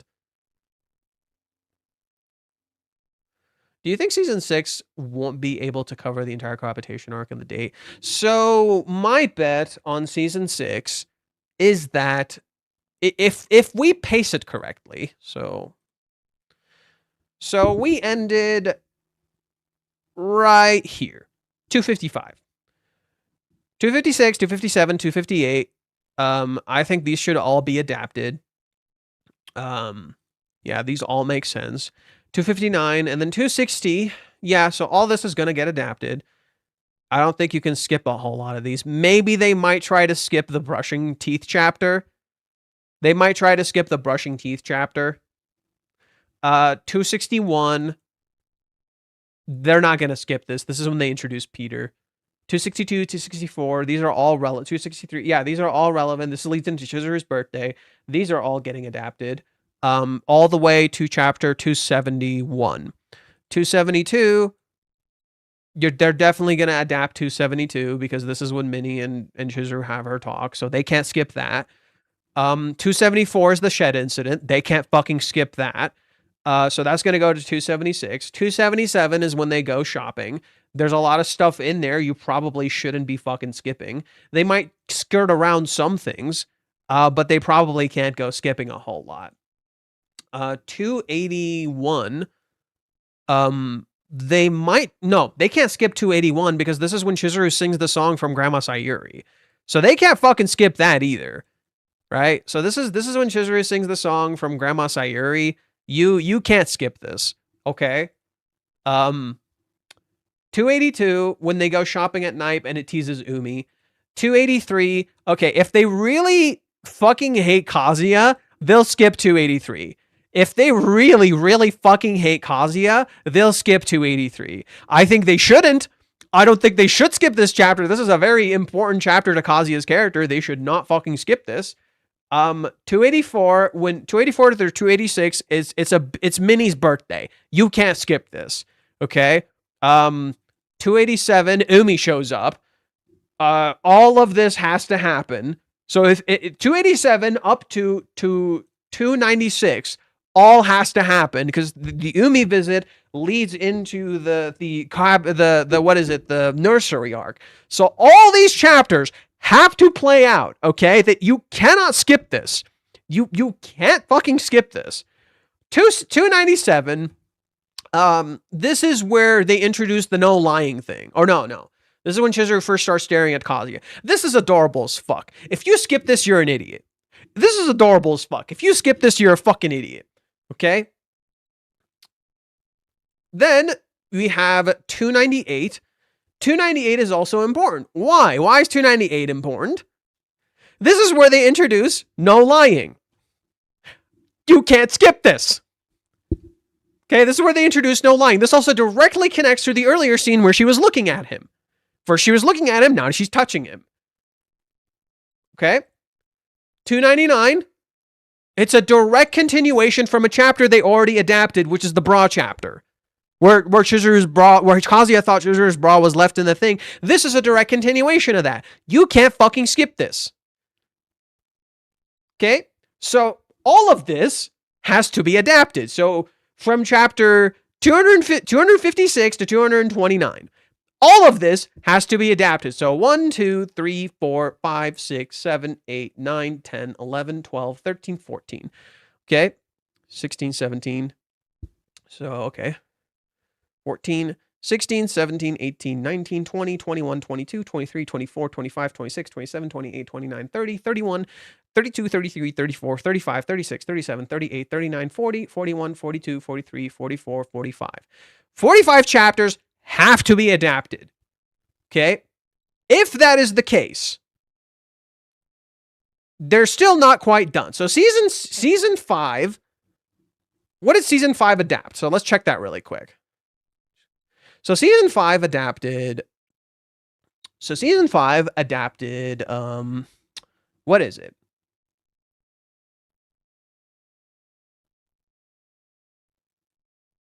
It adapted 214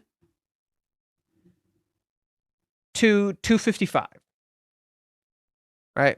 And there were some in between chapters here and there. So we could say 1, 2, 3, 4, 5, 6, 7, 8, 9, 10, 11, 12, 13, 14, 15, 16, 17, 18, 19, 20, 21, 22, 23, 24, 25, 26, 27, 28, 29, 30, 31, 32, 33, 34, 35, 36, 37, 38, 39, 40, 41, 42. They adapted about 43 chapters. I think if they really want to play it well, a good spot to stop would not be 299. A good spot to stop, which would fit the season because the season is supposed to be kind of mellow and easing into something happening. My bet that a good spot to stop would be right here. No, not there. Either 302. Right? So my bet is 302. This feels like a decent spot to stop. Why? It would nod back to season 3. The end of season 3 is when mommy meets up with Kibe and Nagomi. This is a good spot to stop. You know? Chizuru chooses to take action. I think this is a decent spot to stop. Chizuru goes to take action. I don't think, so if they pace it horribly, so this is my bet. If they pace it horribly, this is where they'll stop. That's if they pace it horribly. So 64 chapters or some shit. This is where they would stop. Horrible. Do not do this. Please, God, don't do this. I hope to God they don't adapt all the way to here. Too far. Instead, if they just kind of stick to adapting it and having fun with it, 302 is a decent spot to stop. In my opinion, 302 is a really decent spot to stop. Because Chizuru finds out when Kazuya is going to move, and she starts taking action. This is a decent spot to stop. Why? Because this is where motion starts like kind of happening in the cohabitation, and this would allow us to lead into other things. You know? You could stop at 303. That's also totally possible. But it's a weird one. I don't think they should over-adapt.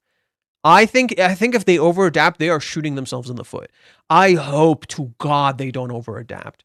That is a mistake waiting to happen, dude. That is a mistake waiting. You already really significantly hurt the movie arc in over-adapting. In my opinion, they already significantly hurt the movie arc in over-adapting. So I really, really hope they don't do that. If they want to play it safe, they could stop at like 3. Yeah, 302 just seems like the right spot. I don't know, man. 302 just seems like the right spot. They could just avoid going into chapter 300 altogether. They could just avoid going into chapter 300 altogether, which might be a good idea. They could stop at 299. Worst case, they stop after the nursery visit. So worst case scenario, this is a good spot to stop.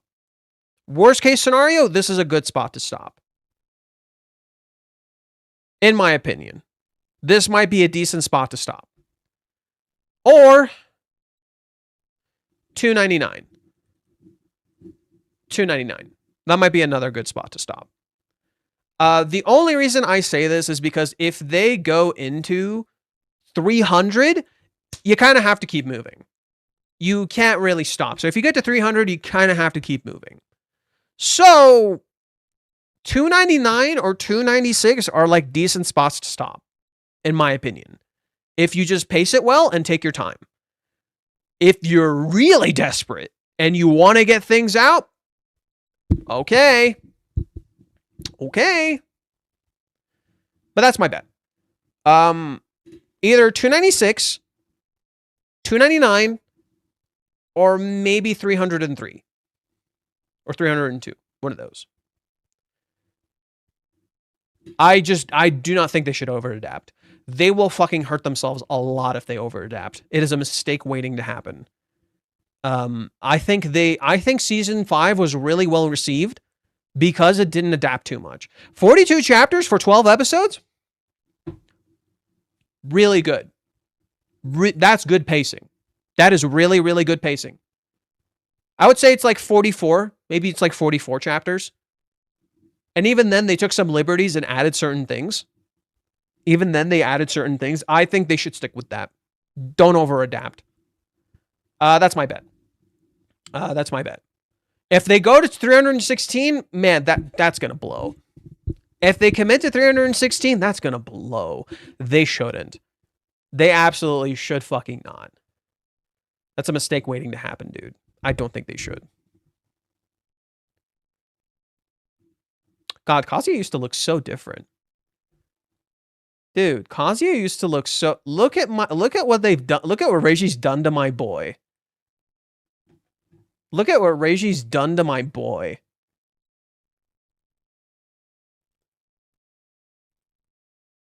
Oh my god, it's the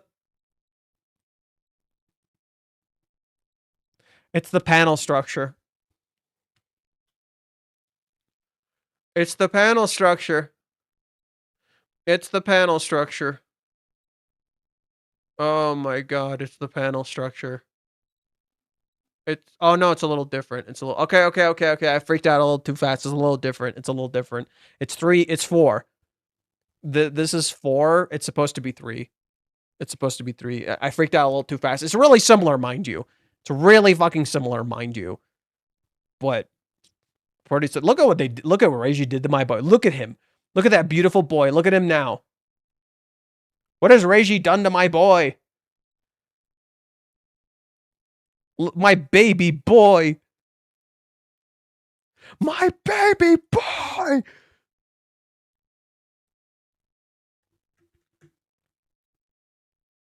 What happened to him? He's a completely different person. What happened to him? No! Bring back Peak Kazuya. God. I miss Peak Kazuya. He was my boy. Mainly due to television time constraints, I suppose they'll rush through a lot of scenes. They'll likely edit some of them together, sort of like a school field trip video. I kind of doubt it. If season 5 is anything to go by, they are becoming a little more confident in taking it slow. If season 6 is anything like season 5, I have faith. If season 6 is anything like season 5, I have faith. If they have the balls to take it slow, respect. Mad respect.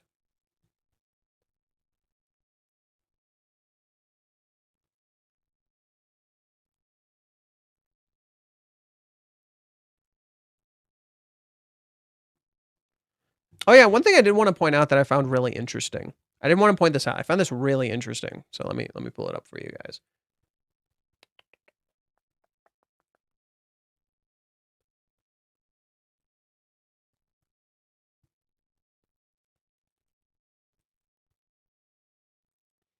Look at Chizuru's ear right here. I know, weird thing to point out.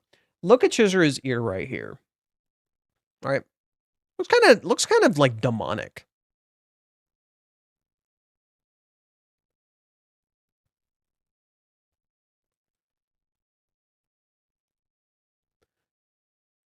Ruka has a cute ear. Reiji gives Chizuru like this like creepy kind of demonic ear right here. Doesn't look anything like Ruka's ear right here. And it's really interesting because Chizuru kind of feels a little scary here. You know? Chizuru kind of feels a little scary here. Whereas Ruka is like this meek little kid. But then if you go to today's chapter, Chizuru has the cute ear again. Right?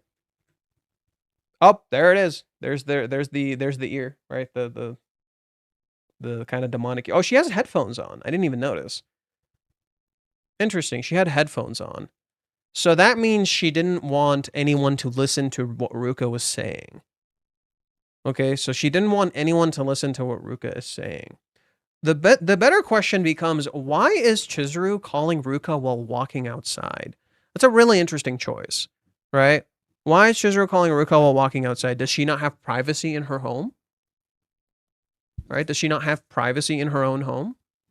Raises some interesting questions. But I didn't even notice she had headphones on, right?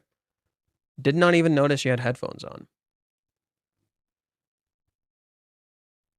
But yeah, there's definitely kind of a contrast between Chizuru here and Chizuru here. You know? Again, kind of reversed. Definitely looks very reversed here.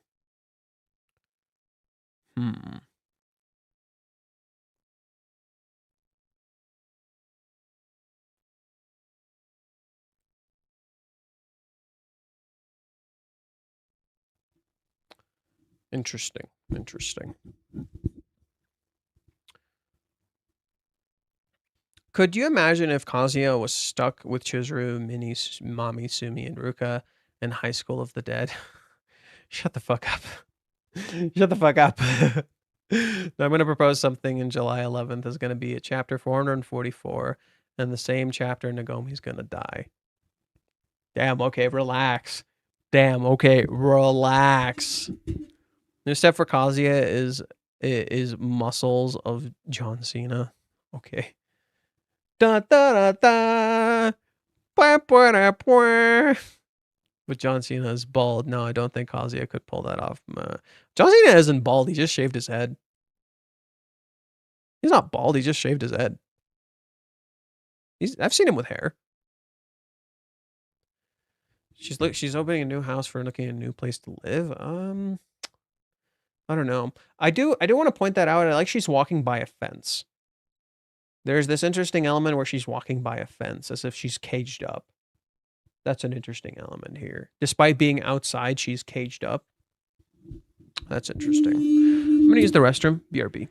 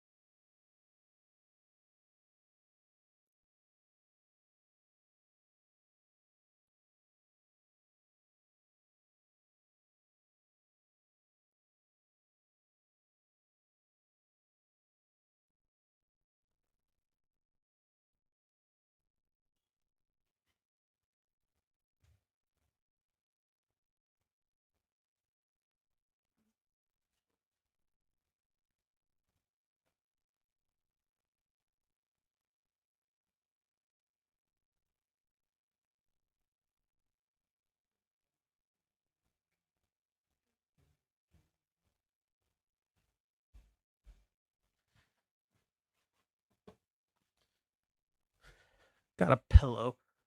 I don't know if it'll help, but it should feel a little better.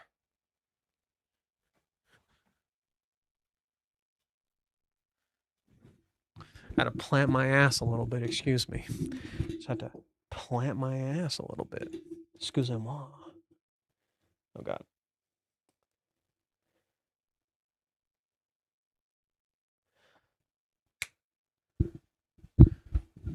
Oh, actually, I did got to check my phone, so give me a sec.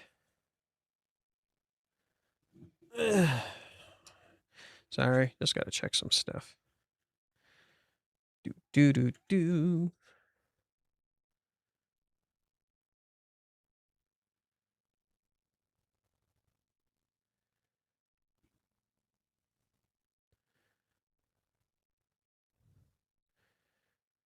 Okay, I guess we'll go read Reddit in a second.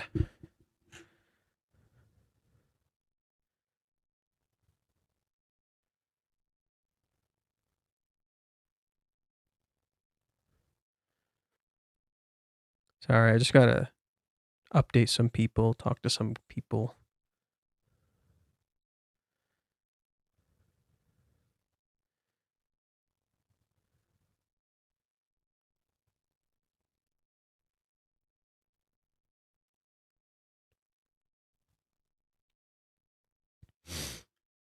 Okay.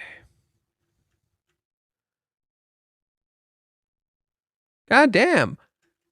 Jojo, are you still talking to people in my Discord? Thanks, first off, but god damn.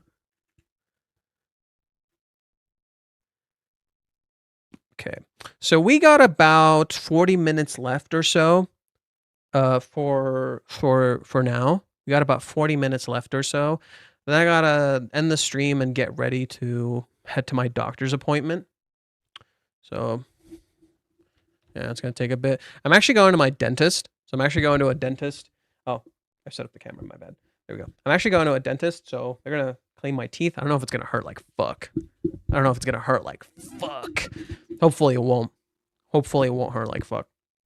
If my teeth are okay afterwards, I'll probably stream. If they sting, I might still probably stream again. I'll probably come back.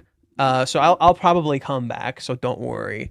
And then we'll keep streaming. Do we have to? Do we have to? Yes, honey, we do. It's okay, sweetheart. We'll be okay. We'll get through this together. It's okay, honey. It's just a little prick on your elbow. You'll be okay. We'll be fine. Do we have to? I did want to read JoJo's shit on last week's chapter. Because I didn't get to. Yeah, season 6 got announced. Woo! Okay. There might be some interesting things here, like, you know. Also, I love that I made it into dark mode. It's dark mode! My eyes don't hurt anymore.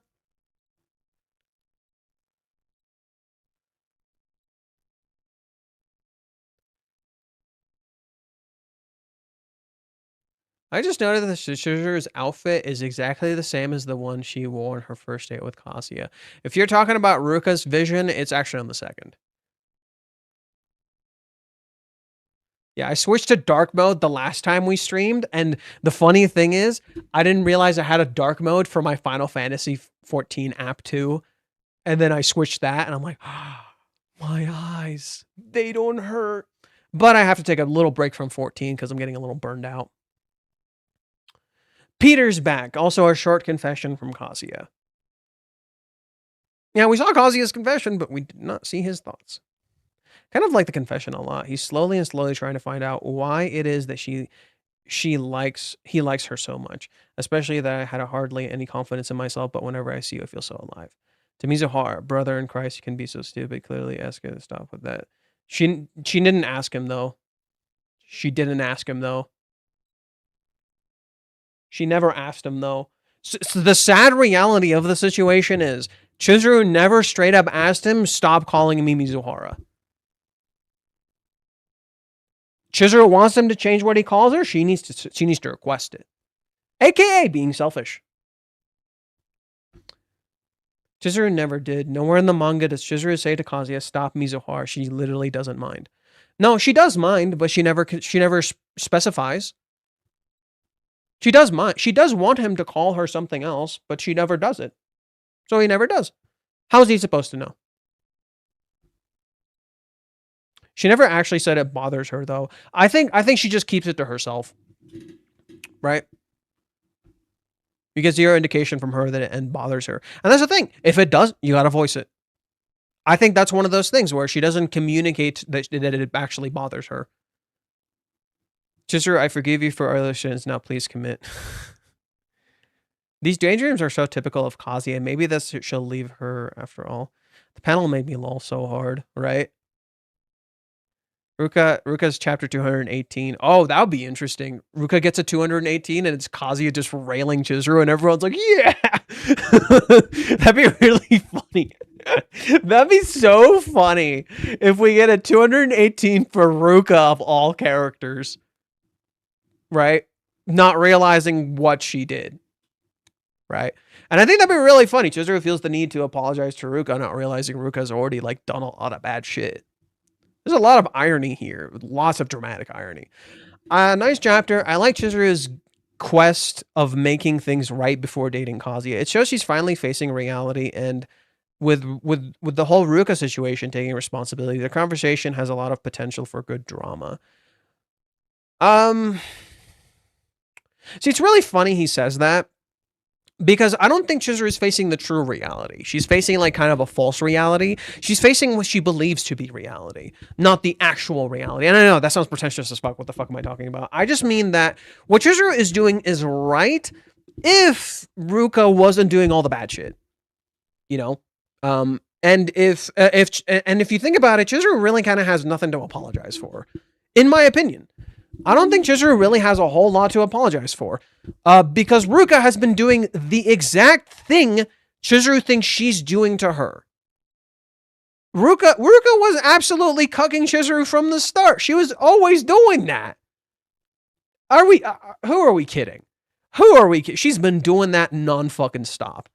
So the question becomes, is it Chizuru who's facing reality, or is it Ruka? Is Ruka the one who has to start facing reality? Whereas Chizuru, in my opinion, has been facing reality this whole time. In my opinion, Chizuru has been facing reality this entire time. The problem is, reality is blinding her. Kazuya is the opposite. Kazuya has been facing the dream the whole time, and the dream is blinding him. They're inversions. Ruka is literally lost in her dream. She doesn't want to face reality, and reality is catching up, whether she likes it or not, right? And because of that, she has to confront the reality. So I think that description is not inaccurate, it's just for the wrong character. That's it. I think your description is correct, it's just for the wrong character. I don't mind Kazuya trying to improve himself, but, well, I find it kind of boring. Chizuru is the one who needs to go after him and confess for him, and he should try to improve himself as well, I think. I think we're looking at this in a very flat way. We're not looking at why Kazuya is improving and what it means. It's literally making everyone look at him, right? Everyone's respecting him. Everyone's seeing him now. That's one of the things Kazuya's always wanted. And yet he's not paying attention to any of that. I think that's really interesting. There's a lot of interesting storytelling hidden in all of this. Can't wait for the next chapter. Note, I've said it already, but I love Peter's design like you couldn't believe. Oh yeah, Peter's Peak. Agree. Yeah, it should show a lot of growth in his character as he found anything that he wanted that one Chizuru related. And it would be perfect opportunities for her to support him. Well, that's the thing. It's not un-Chizuru. So this is to me what the working out means. Personally, to me, this is what the working out means. The working out is Kazuya being able to do a thing if he wanted to. He's not powerless. However, he's not doing this for himself. That's the paradoxical nature of it. He could do it. He absolutely can with the right motivation. However, he has conditioned himself he's powerless. Then you introduce the other layer of, okay, but he's not doing it for himself. But he is capable of doing it, he's just not doing it for himself. Right? And I think that's where the misunderstanding occurs. There's an ongoing plot point of Kazuya wanting to find a purpose in life and him having enjoyed making a movie for Chizuru, a hint of the possible future career. But I guess he's too busy thinking about Chizuru at the moment. It makes sense, but it's kind of lame in my opinion. I don't view it as lame. I find it interesting. It is his opinion, so whatever. It's really nice to see Chizuru putting an effort in. I just hope Ruka finally gets the message and this is over. That's not the point of this. It's not the point of it being over. This isn't about it being over, quote unquote. This is about coming to terms with your truth. And the truth of, not only the truth of the situation, but like your own actions.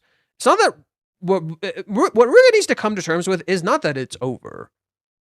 I think that's where people, in my opinion, are wrong. What Ruka needs to come to terms with is what the fuck she's been doing this whole time. From the beginning.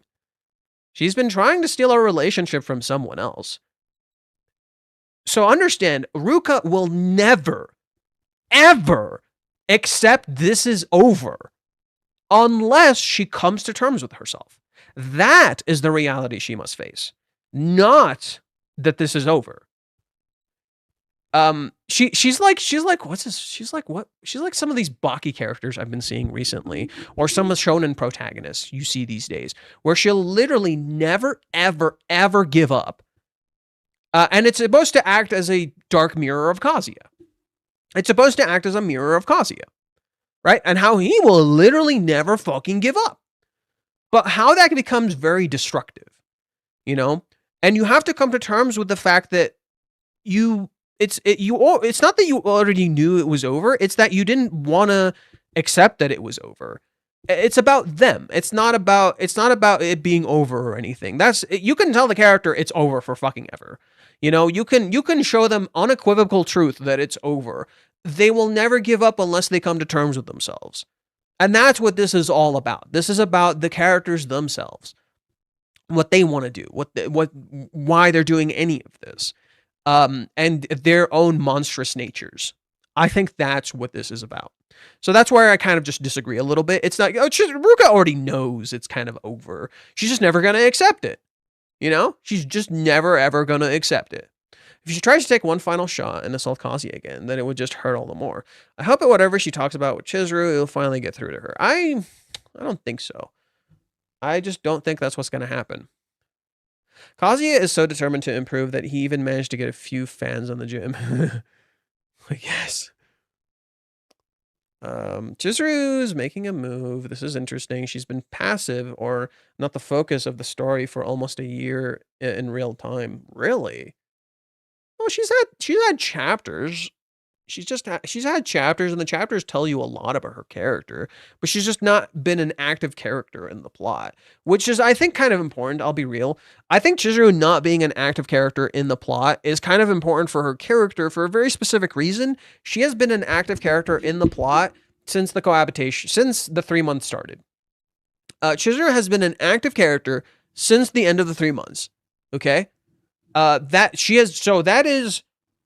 When did the 3 months end? 236 or something like that. Yeah, 236 is when Chizuru started becoming an active character.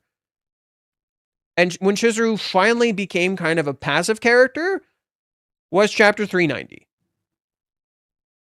That's kind of when Chizuru started to become a passive character, around chapter 390. That's when it started.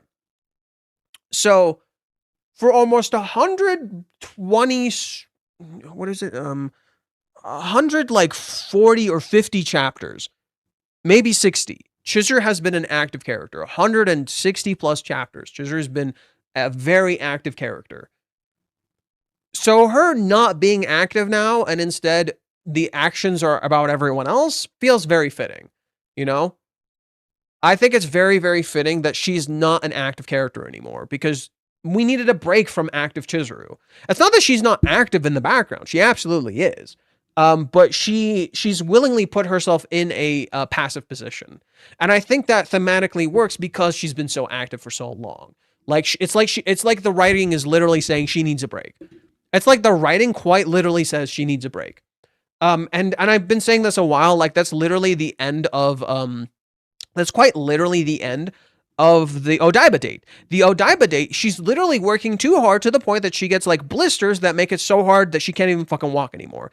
She needs a break, right? So thematically, it's very fitting that Chizuru becomes a passive character. She literally needs a break, right? Like narratively. Let's see here. But I really think it's going... sorry. I kind of suspected she's going to finish breaking Ruka without meaning to by making somewhat unrelated questions. I think Chizuru might unintentionally feed her problem. And in this particular case, she would feed Ruka, and Ruka might eventually just tell her the thing and snap. And that makes a lot of sense. We are led to believe she will lay claim to Kazuya, but it just occurred to me she will apologize first for keeping her in the dark about her living with Kazuya, getting closer to him, and developing feelings for him. But I really think as she's going to ask her is how she can so openly and loudly say she loves Kazuya. Oh, look! That was my theory. I think she will break her without actually trying to be, making her realize her love is one-sided, selfish, and unrequited, and that by forcing Kazuya to do her bidding, she kept hurting her cause and him. So there's one flaw in all of this. There's one flaw in this entire argument. maybe he'll say, let me finish what he says let me finish what he says.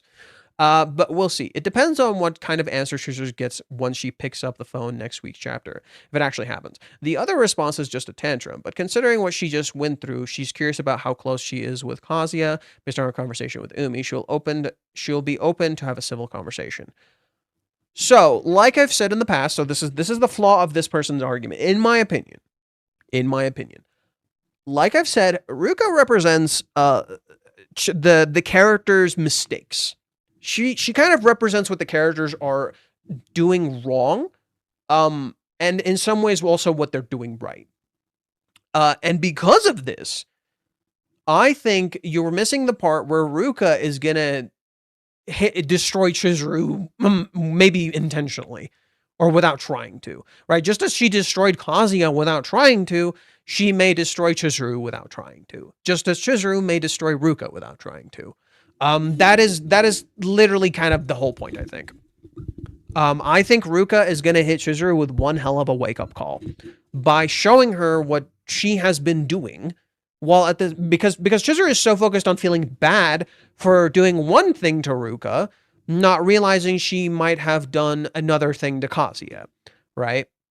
In that same way, Kazuya is feeling so bad for thinking he betrayed Chizuru, not realizing how he's betraying himself, right? So Chizuru is betraying herself and doesn't realize it, just as Kazuya is betraying himself and doesn't realize it. I think it all fits together like that. The ambiguity by which the chapter is written is impressive when analyzed out of context. Chizuru's thoughts here offer no direct clues. They are neutral. Yeah, so there is a lot of ambiguity in this chapter. Absolutely. I 100% agree with that. Chizuru's thoughts here offer no direct clues. They are neutral. Yeah, if you think about it, everything Chizuru said in this chapter merely reinforced what we already believed. But it didn't, but it's like what she's not saying is what's telling us a lot. What she's not saying is telling us a whole lot. Okay. Probably got told to start wrapping this up since season 6 is announced. They'll probably want to end it with season 7 and skip some Phil's story. Oh, you silly child. Oh, you silly child. Rent-A-Girlfriend is a massive moneymaker for Kodansha. If you think they're just gonna wrap it up, you a goofball. They don't want him to fucking end this. They don't want him to fucking end this. What the fuck are you on about? I think Reiji will be the one to decide when to start wrapping up the story. The whole franchise is still popular after all. Yeah, I don't think that manga drives the anime, not the other way around. Yeah. Yeah, no. The anime does not decide when the manga ends. So that's never been the case. That has never, ever been the case. That is not a thing. The cat is so fat. Chizuru, damn, spending those bills. All she did was get the cat food. Relax. Okay. Everybody has been asking Mizuharu's progress, and this is it, ladies and gents. I'm happy that Mizuharu is finally taking some real steps, and this is handling Ruka. The issue here now is Ruka. But so I think that's the misunderstanding. We're seeing all the steps the characters are taking. We're not realizing that these steps look nice. They might not be the correct steps. The result, she's going to push back, and as always, she's going to use the time she forced herself on Kazuya as an advantage over Chizuru. Knowing Mizuharu, she'll confront it logically, but after this confrontation, it'll likely sting her behind closed doors, but she will still think it all over again. If ever they did the deed, it is also part of her fault. Mizuharu knows this, but it still hurts a bit. It'll fuck up the rest of her week. It's not her fault. It's really not her fault. I'm sorry. It's not. It's not her fault. I will say this as many times as I have to. It is not her fault. Not even partially. Like, she did not make Ruka do what she did. Simple as that. She did not tell Kazuya, let Ruka into your house. What she didn't do was tell him to break up with her, except that's not her choice. It is Kazuya and Ruka's relationship, period. Kazuya doesn't want to be with her. You really are a Chizuru defender to the bone. No, this isn't even about Chizuru. How is it her fault? How is it her fault that Ruka sexually assaulted Kazuya? This is not even about Chizuru. Just please explain to me, how is that Chizuru's fault? Chizuru did not tell her, fucking assault him. Like, Chizuru did not make Ruka do this. I don't see how it's Chizuru's fault. I even think Reiji is gonna flip this on us and be like, it's not her fault. I really want Reiji to flip the script and be like, it is not Chizuru's fault. How is it Walter's fault that the girl Day and his father caused a plane accident in his work? The domino effect, dude. He literally killed a girl. He literally killed a girl, and that resulted in her dad doing something. That is a false equivalence. That is a false equivalence. This is not a domino effect. This is not a domino effect.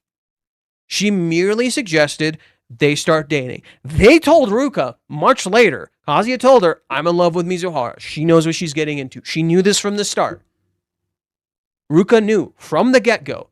Just because Chizuru suggested they might start dating, it doesn't mean they have to.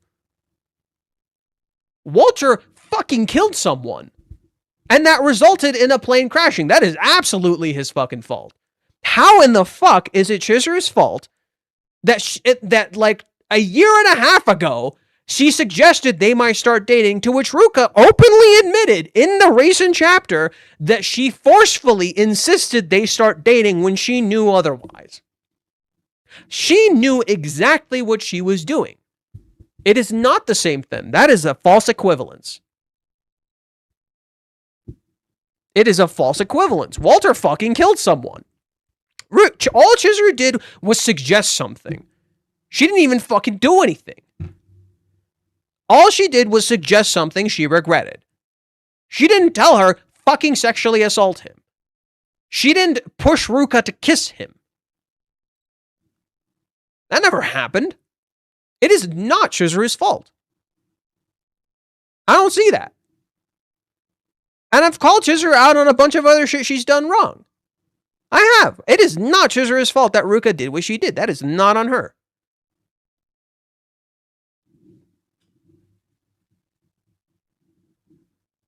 Nor is it fully on Kazuya. It's partially on Kazuya, because Kazuya didn't, Kazuya still chose to let Ruka into his house, which was frankly not a good idea, but he literally has a defeatist mentality. And the fact that Reiji is letting Minnie blame her is a big indicator to me. The fact that Reiji is letting Minnie blame Chizuru is a massive indicator to me.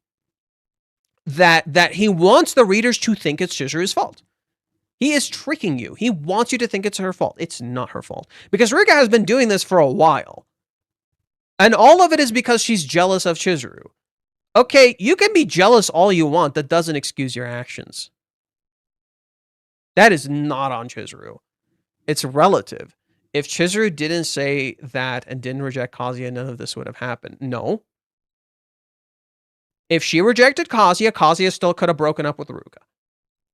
Period. It doesn't matter. It is not her fault. The reality of the situation is Kazuya has to take autonomy over his life, and so does Ruka.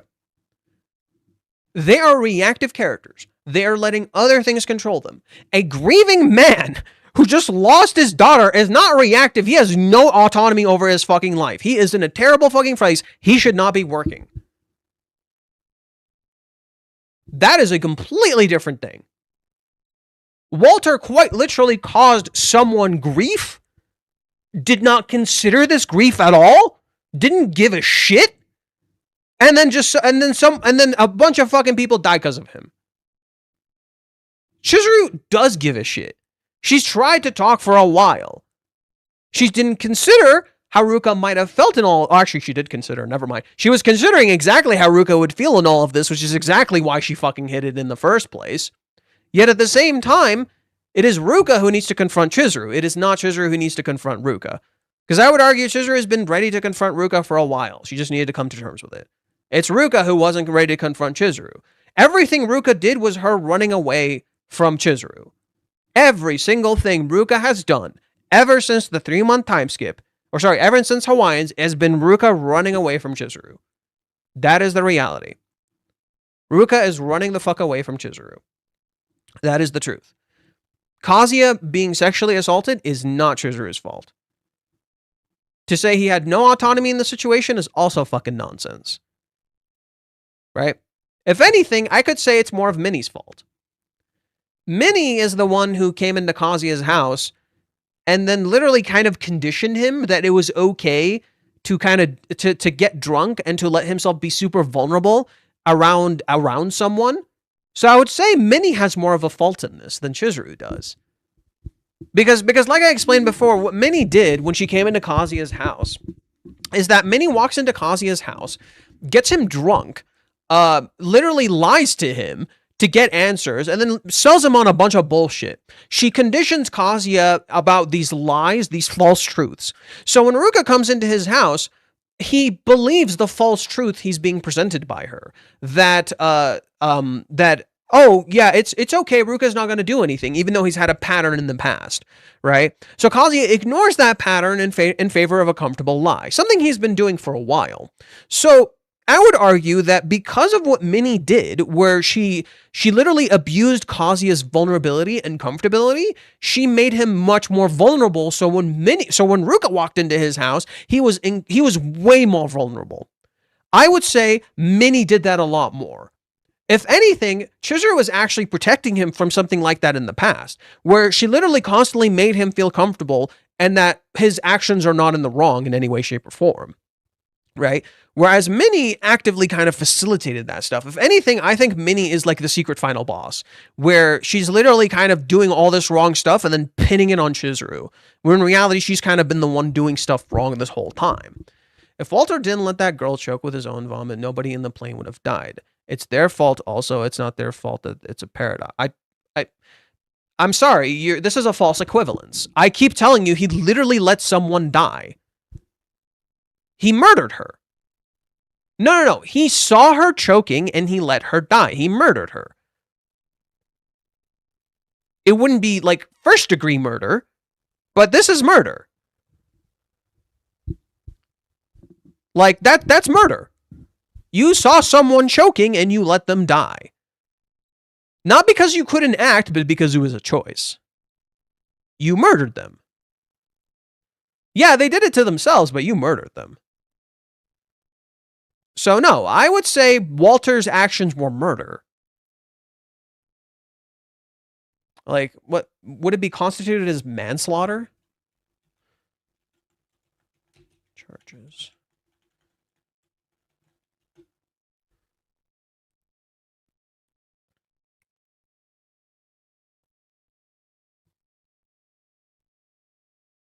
Voluntarily manslaughter. This typically involves intentionally causing serious or physical harm that results in death, killing, because it involves a high degree of intention or emotional volatility.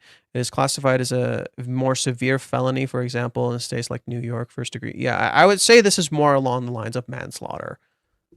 But even then, it's still pretty much fucking murder. Reiji's a BB fanboy. Yes, the equivalence is right there. No, you're looking for false equivalence. Just because Reiji likes Breaking Bad, it doesn't mean it's exactly that. Just because there is a parallel, it doesn't mean it's exactly like that. You're looking for false equivalence. Yes, there are parallels between the characters. I'm not going to pretend like there isn't, but this is false equivalence. It is not Chizuru's fault. It is no way form Chizuru's fault. Do you know why? Ruka's been doing this whole time. Ruka did this from the get-go. Ruka did this from the fucking get-go. I can't say that's Chizuru's fault. She had no way of knowing Ruka was doing this. She asked about Ruka constantly, never got any information. From her understanding, Ruka is just a good kid. Right? She's just very passionate. From her perspective, Ruka's just very passionate. How is that her fault? All Chizuru did was she's just the final push. She's just the final push. She didn't actually cause all this. I can't fully blame Chizuru for this. That's wrong. I don't even know if I can partially blame her for this. She didn't make Ruka do any of that stuff. Ruka did that on her own. Ruka merely reacted to Chizuru and did that all on her own. She has to recognize that eventually, that she's been doing this herself. Chizuru didn't make her do this. Chizuru didn't instigate any of this. All Chizuru did was show up. Right? Chizuru merely... What Chizuru is to Ruka is what Umi is to Kazuya. What Chizuru is to Ruka is what Umi is to Kazuya. That's it. He's just existing. All Chizuru is doing is just fucking existing, and Ruka just loses it. I don't think that's fair to say it's Chizuru's fault. It's not. She did not make Ruka do any of this. Ruka's been doing this crap from the get-go. And the only reason she's doing it is because Kazuya wants to confess to Chizuru. Because Kazuya wants to be with Chizuru. That's why she's doing all of this. Or did we forget? Why did Ruka approach Kazuya in the first place? That's right. None of it was Chizuru. She approached Kazuya because of Kazuya. Or did we forget that? Are we pretending that didn't happen? Ruka is the one who approached Kazuya from the get-go. Why did she approach him? Because he loved Chizuru. That's why. It did not start because of Chizuru. It started because of Ruka. From the get-go, Ruka approached Kazuya. From the get-go, it was Ruka. I just don't see how it's Chizuru's fault. Chizuru was a push. Chizuru was a light push. It is not her fault. Like, I just don't see that parallel, you know? That feels like a false equivalence. Let's see. Oh, I have to end in a bit. Let's see if there's anything else I can read. Quite a few people say the author is just milking again, and maybe it's true, but I actually think Ruka's reaction is completely consistent with her character and the context of the manga. Agree. Also, it's nice to see Peter still going well. Yep. Chizuru, for God's sake, go talk to actual humans, please. Right? This is an official chapter summary. After we saw today, we can agree that Ruka has completely lost what she never really had. All that's left is Chizuru, make her face the reality. Ruka has completely lost what she never really had. I hope whenever Chizuru says her final snaps her out of the delusion.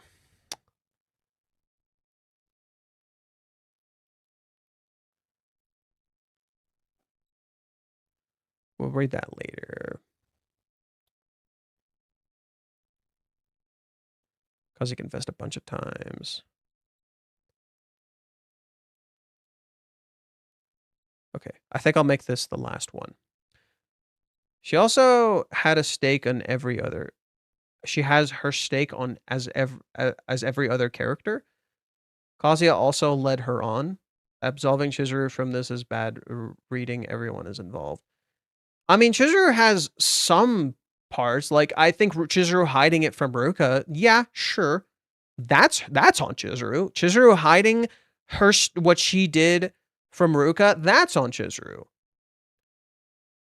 Chizuru did not make Ruka do what she did. Do you see why that's not the same thing? That's what I'm saying. Chizuru has a stake in Ruka. Chizuru did not make Ruka sexually assault Kazuya. Period. Do you understand what I'm saying? You're right. Chizuru absolutely has a stake in this. Yes, 100%. She did not make Ruka do that. Period. But Chizuru does have a stake in Ruka. Yes. I 100% agree to that. Yes, Chizuru is partially to blame for Ruka. She's not partially to blame for Ruka's actions. Those are two completely different things. Those are two completely different things.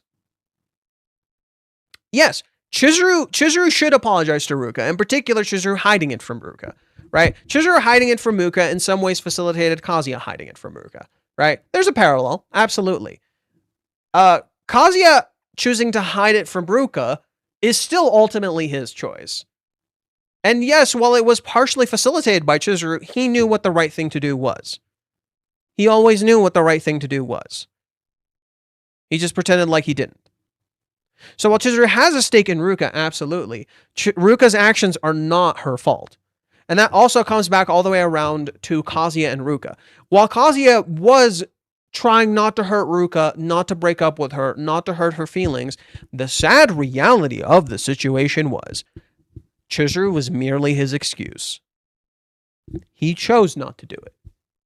There comes a point where you must take responsibility for your actions.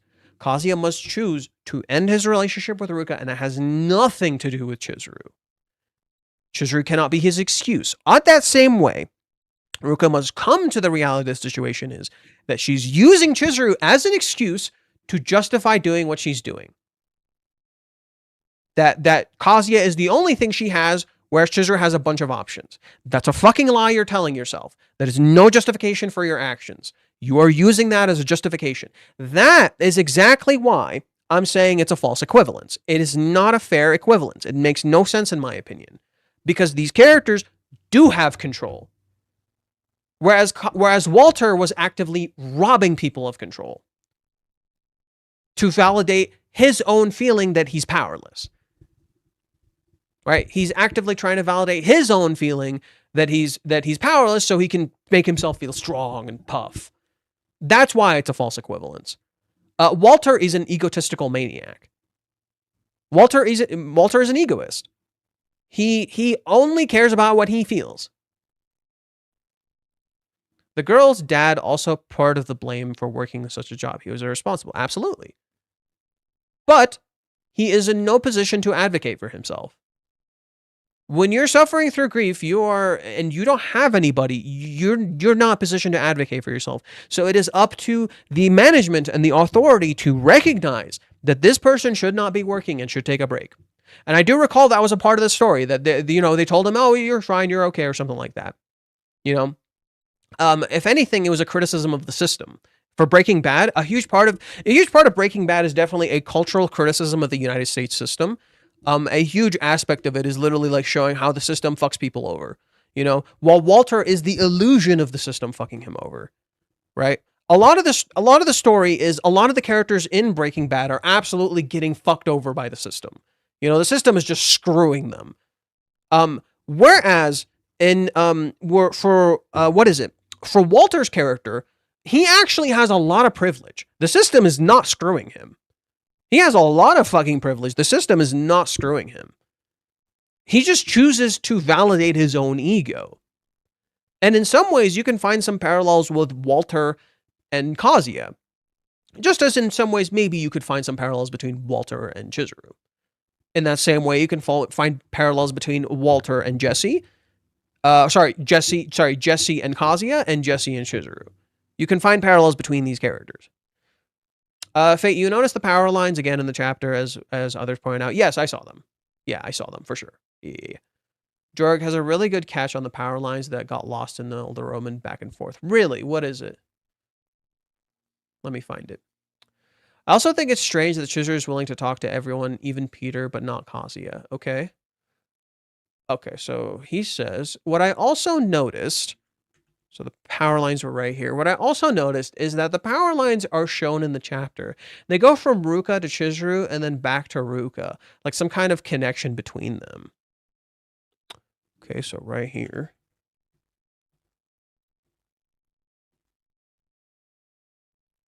Oh, I guess you kind of see the power lines right there. You'll also notice the moon, the crescent moon, positioned in the same exact way as Chizuru. And it's right there over Kazuya's house, and it's right there over Ruka's house. It's as if the moon, in this case, is Chizuru, and it's literally haunting the characters. The moon is literally Chizuru haunting these characters, right? Chizuru is the thing driving all of Kazuya's actions, and it's represented through the moon. Here is Chizuru driving Ruka's actions, and it's represented through the moon. With Kazuya, you'll notice it's a clear sky. You do see his house, and it represents him, but the sky is clear. There's no power lines. It's as if the connection between Kazuya and Chizuru is almost like, it's much clearer, I would say. Whereas with Ruka, there's the power lines like creeping in. Whereas before, if you go to the previous chapter, I don't think we saw power lines. If we go to chapter 401, I don't believe we saw power lines. Clear sky. Called it. Clear sky, no power lines. Darkened house. Ruka's house is literally invisible now. All you see is the lights on the inside, and you're starting to see power lines. It's reversed. It's literally reversed. Before, Ruka was much more clearer. Now there's power lines. It's like these power lines are blinding them. All these connections are blinding them, right? It's like the world around them is literally isolating them, if you will. And the power lines are making them disappear. Ooh, that's kind of cool. So the power lines are like the opposite of what they think we are, or what they're literally like. They parallel the broken screen. They literally cover up the sky. The power lines are literally like the cracks on a screen. They are covering up the sky. You can't see the sky clearly because the power lines are in the way. Literally, the false connections. Power lines are false connections. Oh, it is literally a fake connection that is built. Someone built these power lines where they shouldn't have existed, and it creates these connections versus the natural, nature-like connection we have with the sky. We literally can't see the sky normally anymore because of the power lines. The broken phone is a direct parallel to the power lines and how they blind us. They're literally a false connection. Bro. Okay, and that literally ties into Reiji's discussion of technology and how it separates us. Oh, so whereas Ruka put her phone away and focused on her natural physical connection with Kazuya, now she's fixated on literally the phone. So there's literally like a reverse blindness to it all. Both can blind you. Both the natural connection can blind you, as well as the real the fake connection can blind you. Both can do it. That's trippy. Reiji's a fucking madman. Okay, I think I might have to call it here. I think I'll read what Varicus wrote, and then I'll call it. And then I gotta go get dressed and head to my doctor's appointment. Ruka did not talk to Chizuru yet, but as I assumed, Chizuru is the one who wants to talk to her. So she wrote Ruka a message asking her to call her, which Ruka did at the end, or seems like she's going to. We don't know yet. As for what Chizuru wants to talk about, the only definitive answer is that she wants to apologize. She thinks about how she always claimed not to be interested in Kazuya, how she told Minnie that she would date him, and that she has to stop being vague, that she thinks she made up her mind, as well as the fact that the chapter is called Drawing the Line. Drawing the line, drawing the fucking line, drawing the goddamn line. Do you see the fucking lines in the sky? Bro, Chizuru is like, I gotta draw a line, and the lines are all fucking zigzagged, bro. Look at these lines fucking zigzagging everywhere. There's no fucking clarity on these goddamn power lines. I'm going insane. I'm going fucking insane. There's no clarity, right? Chizuru's like, I gotta draw the lines. There's no clarity on these goddamn fucking lines, bro. What lines? What lines do you want to fucking draw? With Umi, it's clear as day. With Umi, clear as fucking day. Super simple, easy to cut apart, right? Here, no. These lines are complicated. They are crisscrossing. They're going all over the fucking place. There's no goddamn clarity, right? In the final page, how many lines do we see? 1, 2, 3. Technically 3. Trippy. Well, technically 5, but still. What the fuck? What the fuck? Okay, now it's all connecting. Like the Umi rejection chapters makes it reasonable to assume that Chizuru wants to make a claim for Kazuya. The teaser for the last time was so deeply slang that I could not possibly seen it. It showed up when Ruka thought that Chizuru might be trying to assert dominance. She thought one chun montogu, one chance mounting. There is a it's funny she visualizes Chizuru mounting on top of Kazuya's back, and then as she literally mounted on top of Kazuya, goddamn. There's a chance she might be asserting dominance. I thought it's really funny she's like talking about Chizuru asserting dominance when she's literally did that before. That's fucking hilarious. I don't think that this is what Chizuru is going for here, to be honest. I even doubt that Chizuru will tell Ruka that she loves Kazuya. She would have to compete somehow for her own words and actions in the past, as well as for what she's going to do in the future. If she's going to pursue a relationship with Kazuya, then this is something she has to tell Ruka. This is about the right thing to do for her. I'm still curious about how she's going to approach this. She gave the feeling that she would see and accusations for Ruka's side as fair, but also that she won't let that stop her from doing what she has to do. Kazuya is working hard on all his goals. He's going to be busy before July 11th. I still think this is doing too much. I still think he's doing too much. It is somewhat admirable that he's trying so hard, but this just feels wrong to me. I'm getting such hard chapter 1 vibes from this. No matter how hard I try, it won't lead anywhere in the end. This was his feelings after Mommy. He is doing the same thing again. That this can't be good. This feels like a disaster in the making. They weren't on the same page during the last day, but now it feels like they're reading different books entirely. They will be totally confused when they finally meet again. The teaser for next time is vigorously. Okay. Kazuya has no idea why he was rejected. He concluded that he must not have tried hard enough. But I'm 100% sure the problem wasn't that Kazuya didn't put in effort. I said back then that he put too much effort into the date preparation and it robbed him of a lot of his enjoyment of the date. He now feels like he has put in even more effort, but even more perfect and knock the next date out of the park. He's doubling down on the wrong things. I'm sure it is the wrong thing, so I just can't see that working out for him as he imagines it, even if he achieved all of his goals. Okay, so we'll stop here. Sorry guys, I got to end it a little early. I might be back later, depending on how things go. I might be back later. So I'm not 100% sure how it's going to play out. Hopefully my teeth don't fucking kill me by the end. I mean, I clean my, oh my God, I like how it's like, it's like interpreting my teeth as green, even though I fucking brushed them this morning. So it's like reflecting off of them weird. God damn it. Maybe it's because I just ate something. Oh, it's because I ate something. Yeah, that's why. So yeah, I'm going to go to the dentist today. My teeth are not bad, I swear. My teeth are not bad, I swear. My teeth are good. My teeth are good. They're not bad, I swear. I'm okay. My teeth are not ugly, I promise. It's literally just the lighting. Anywho, I'll see you guys later. I just gotta go to the dentist, get my teeth cleaned and shit, and then I'll be back. I don't know how long it'll take. Hopefully it won't be too long. I have no idea how long it's gonna take and how much it's gonna cost. Hopefully it won't be too expensive. And then afterwards I'll come back. Hopefully I'll be able to stream. If my teeth hurt too much, I might not. But hopefully I'll be able to stream. I'll see you guys later. Bye-bye. Thank you for tuning in. This was an interesting chapter. We'll talk more. I'll probably stream more tomorrow. SpongeBob, I'm ugly and I'm proud. But I'm not that ugly. Wait. See you guys later.